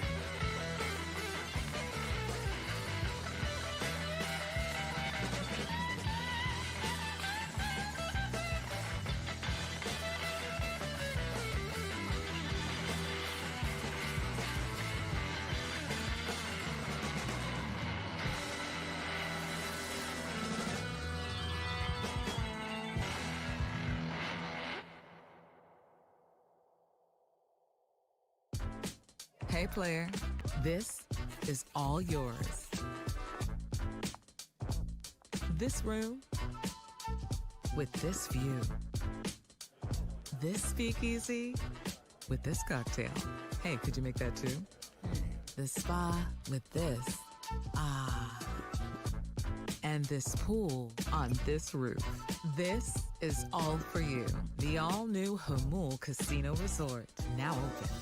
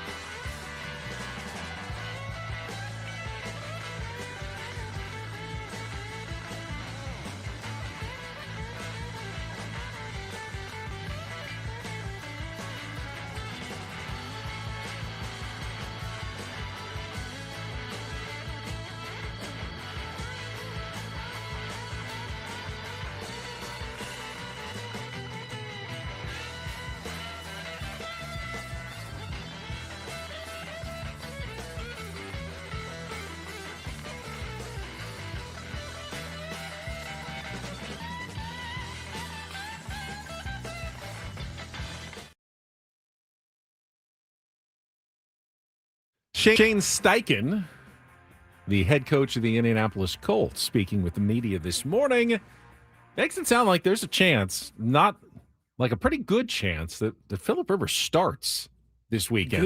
Good God. I mean, I know they're signing him to the practice squad, but if he looks good, they're ready to promote him and start him because obviously not only is Daniel Jones out and Anthony Richardson out for the season, but Riley Leonard has a PCL sprain, which could keep him out of the game as well, leaving them with very few options other than 44-year-old Phillip Rivers, who, of course, we talked about it yesterday, making his surprise return to the NFL after 5 seasons of retirement to join the Indianapolis Colts. Does he get like a day of practice? I mean, I know he coaches high school. He runs the exact same offense that the Colts run. And so he's Steichen's offense. So he's obviously very familiar with it, knows how to execute it. But holy smokes, dude. Do you think there was conversations in the past, like over the summer? Yes. Yes. I don't think this is out of the blue. Like, hey, Phillip, if worst case scenario, if something crazy happens, like our quarterback breaks his leg and our we'd other love quarterback to call you in November or December. So he's thinking maybe I just run the same offense. Like I absolutely think there's a plan. Honestly, I don't think that's why he did it. I think he ran that same offense because he's like, this is a good offense. This offense works, and we have similar type personnel, or I can teach this offense to these kids. And so he knows it. Bro, if he takes the field, who do they play Sunday? Oh, good question. NFL schedule. The reeling Colts have Seattle. At the Seattle Seahawks. Welcome back. Tough game to return to in the Pacific Northwest there. I'd be like, can I get one more week of practice? Oh, my Seahawks are favored by 14 Dang, right now that should without be knowing Sunday. who the quarterback is. They don't flex yet, right? That should Not be Sunday yet. Night Football instead of Dallas and Minnesota. Dallas again. Oh, they're not. They're okay. Terrible. Minnesota Minnesota's sucks. Horrific. Seattle's a contender. And then, He may get killed in that game. So I saw, I think it was Marcus Spears on ESPN, one of their shows. There was a clip going around. I hadn't heard it, but he was like basically saying, he's like, I'm legitimately concerned for his safety, like health. He could get lit up. The mind is always willing. I mean, the mind is always if willing. you're a Seattle Seahawks defender and you're up it's already like 21-3 or something, and you've got a clean shot. You almost can't You take it, almost man. feel like I can't do this. Like I'll try to take him down gently. You got him on the blind side. Nobody sees you come Like, in. just The guy's a grandfather. You can't hit a grandfather. Not at full speed, anyway. It's illegal. Guys, again, I that would be, if I was his wife, I'd be like, you don't need to do this, man. Like, you've proven enough. Or is quarterbacking more about decision making? Well, it's a big part of it, but you have how's your offensive line looking that's gotten 2 quarterbacks killed already this season against a really good defense? How's that going to look, man? 44. Again, the mind is so willing. There are probably, I've listened to interviews with Barry Bonds recently, who's, how old is Barry Bonds now? He goes, I could absolutely time these guys up. Wouldn't take me 5 minutes to get comfortable in the box. Maybe that's true, but it's different. It's not a contact sport. Like you don't have the threat. You get threat of being hit by a pitch and it hurts and it stings for a while, but it's not going to like break your leg. This is one where you're like, bro, you could like blow out your hip and your knee could shatter, and it's just so much mileage on that body already. I'm picturing, does he, if he's starting in Seattle, does he fly the whole family up like in a box, and you got all the kids, the grandkid, all sitting there watching, and then as they pan to the reactions when he's lying on the ground, and the trainers are out there, oh no, Dad, Grandpa, what's going on out there? It's horrible. Somebody said he trained Drake May last year, and Drake said Phillip would beat him in drills constantly. Yeah, drills. You should see me, Rafa, on the driving range. Absolutely locked in, wedges, piping my driver, 280. No big deal. You get me on the course. Hey, we're playing for $40, and the ball goes into the woods, and I chunk the wedges. It's a different thing entirely to do drills than it is to be on an NFL field against the Seattle Seahawks. I think here's the problem. Oh my! He's not. They're not no designed runs or anything. The old run and shoot. But dude. Seattle knows that they don't have to. They don't have to worry about a late scramble or anything. No, there are nothing. They can just tee off on him. Rush everybody and drop 4 in coverage, 5 in coverage. You'll be able to catch him from behind so quickly. Even if he somehow evades the first tackle, you can run him down in an instant from behind. So you don't have to keep anybody spying or anything. He was slow when he was 24. Yes. He is now 44. I hope he's all right. I really do. Or it'll be one of the greatest stories in sports history. And if you're Seattle, they'll make a Hallmark movie about it. If you're Seattle, you lose to him, you're like, we gotta fold this team. We need to do some internal searching. What would you guess that line is? You just said 14. I just said it's 14 right now. And they haven't named a quarterback yet. But Got it. I didn't know if it was even a line. Remember, and Indy was one of the best teams in football. I feel so bad for them, man. And now they're 2 touchdown underdogs all of a sudden. Does that line move up or down with Rivers? I mean, compared to, was it Riley Leonard? Brett Rippon is the other quarterback on their practice squad. And all I've heard is he is so bad that they thought we really need to sign Phillip Rivers. If you're Brett Rippon, you're like, all right, that's it for me. You're looking for a new team, right? That's it. No, you're looking for a new career. Yeah, that's it. All right, well, listen, he comes back. He's got there's less mileage on the body over the last few years. Maybe he pulls off the ultimate miracle. It would be one of the best stories of all time. This is the rookie. Part 2. Except he's not a rookie. It's crazy. He's a grandfather. He's a literal, actual grandfather. First grandfather to play in the NFL. Harold Reynolds Padres should trade Mason Miller. We can talk about more about the rumors still circling around the final day of the winter meetings. Get to that final segment of Ben and Woods coming up next on San Diego's #1 sports station, 97.3 The Fan. Gambling problem? Call 1-800-GAMBLER. GEGE 000466. For a full list of games and rules, play at 7 Mile Casino. Visit 7milecasino.com. Holidays coming up. You got family in town. You either looking for something to do with them, or as Woods pointed out last week, looking to get away from them for a couple of hours. 7 Mile Casino can be your refuge in Chula Vista, right off the 5 freeway.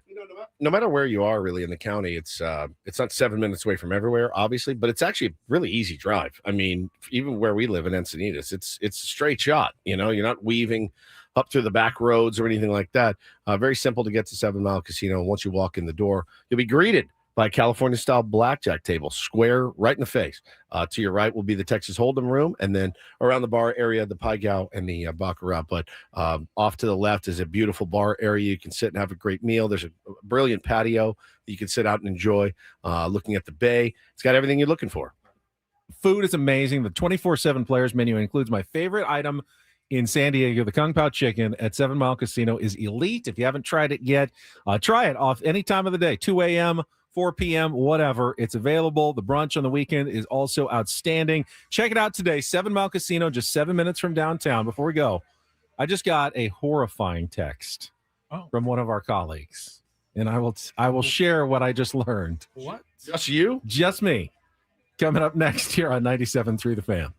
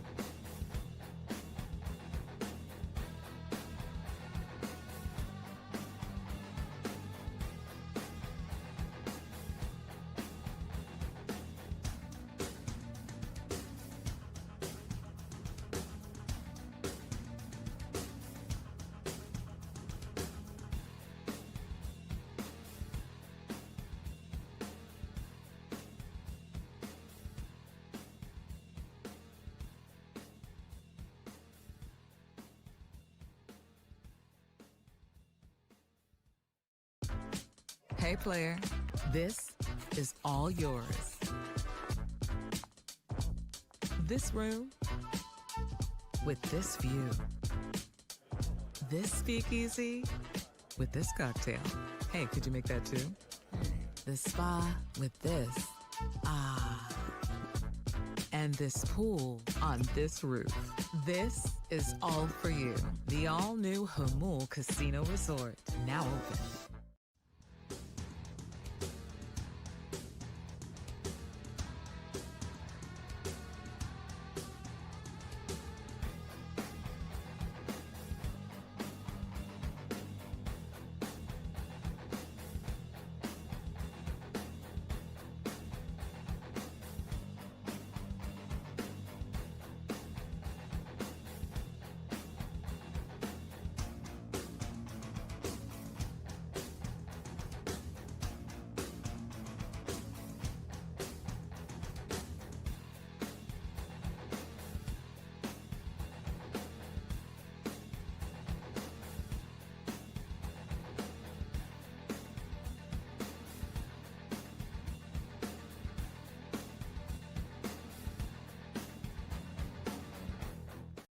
Done it now. We've all done it. No, it was all you. We've all done. Nope, Paulie that was just you. Paulie did it too. Nope, it that wasn't was just all me. you. It was mostly you. It was mostly Ben. Welcome back, Man, dude, Ben Woods. really stepped in it this time. This hour, Oh. as long as we're just doing this now. This hour at 97.3 The Fan is brought to you by the California Office of Traffic Safety. In 2023, 1,355 people were killed in alcohol-related crashes throughout California.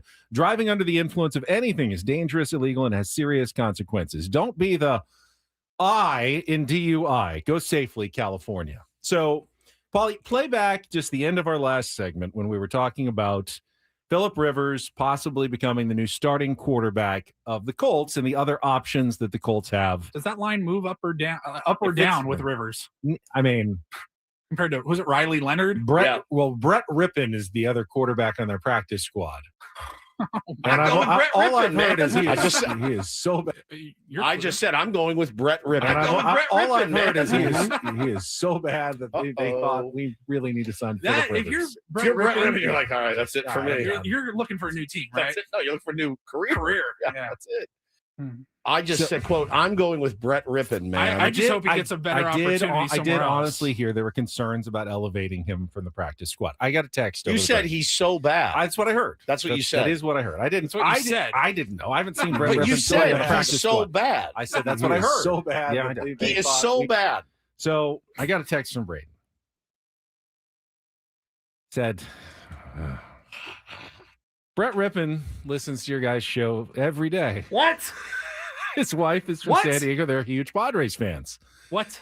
I did not know that. I did not know that about Brett Rippon What? or his wife, and that they are big 97.3 The Fans.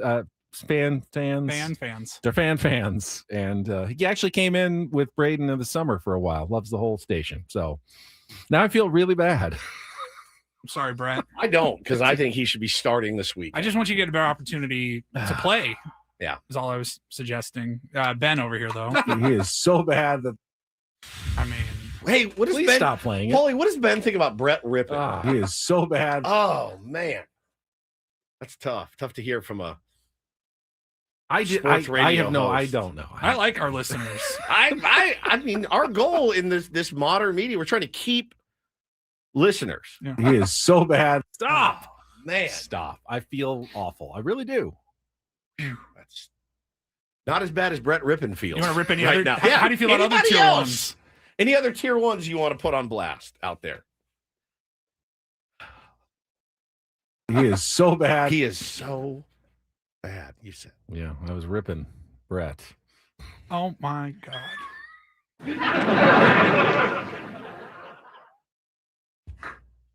Yeah, you just made it worse. I know, but I couldn't resist. Yeah, Ben's new segment. Rippin'.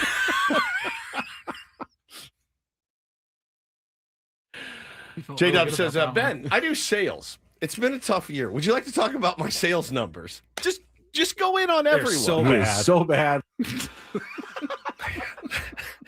No longer friendly neighborhood sports anchor. Ben Higgins. What are you, Stephen A. Smith now? Just attacking people personally? Skip Bayless, Ben Bayless over there. He is so bad. Brett, if you're listening, Paul and I love you very much. We And love we having want. you. I said that you should start. Yeah. Let's see. Career 59.9 Don't do quarterback this. ratings. He's trying to justify his take now as his wife is listening. Mrs. Rippon. Look, as Paulie called him early so eloquently, he's a moron. We're sorry. We are very sorry. I hope he forgives you. I do too. I hope he starts this weekend. No, that's what I said. That was my well, take. now I do. I didn't. Now that I know he's a tier 1. Dominic says Ben thought this was a roast. Here's Ben's version of a roast. He gets on stage and hey, let's roast Paulie. He's like, He hey, is so bad. You're stupid. You're so stupid. Paulie's like, that's not a roast. You're ugly. You're also ugly. All right, well, now do Woods. Hey, you are So bad. So bad. He is so bad. I am dead. I'm dead. Again, Mrs. Rippon and Brett, Mr. Rippon. I just want to apologize on behalf of who thought that I would be the one apologizing for Ben the most? Apologize for my co-host. What are the odds? That's seemed low at the time. Now I didn't even know he was if you just hadn't brought it up, no one would have ever known. You had to flex your knowledge. The Rippons would have known. The Rippons would have known. I feel like we needed to address it immediately, not let it fester.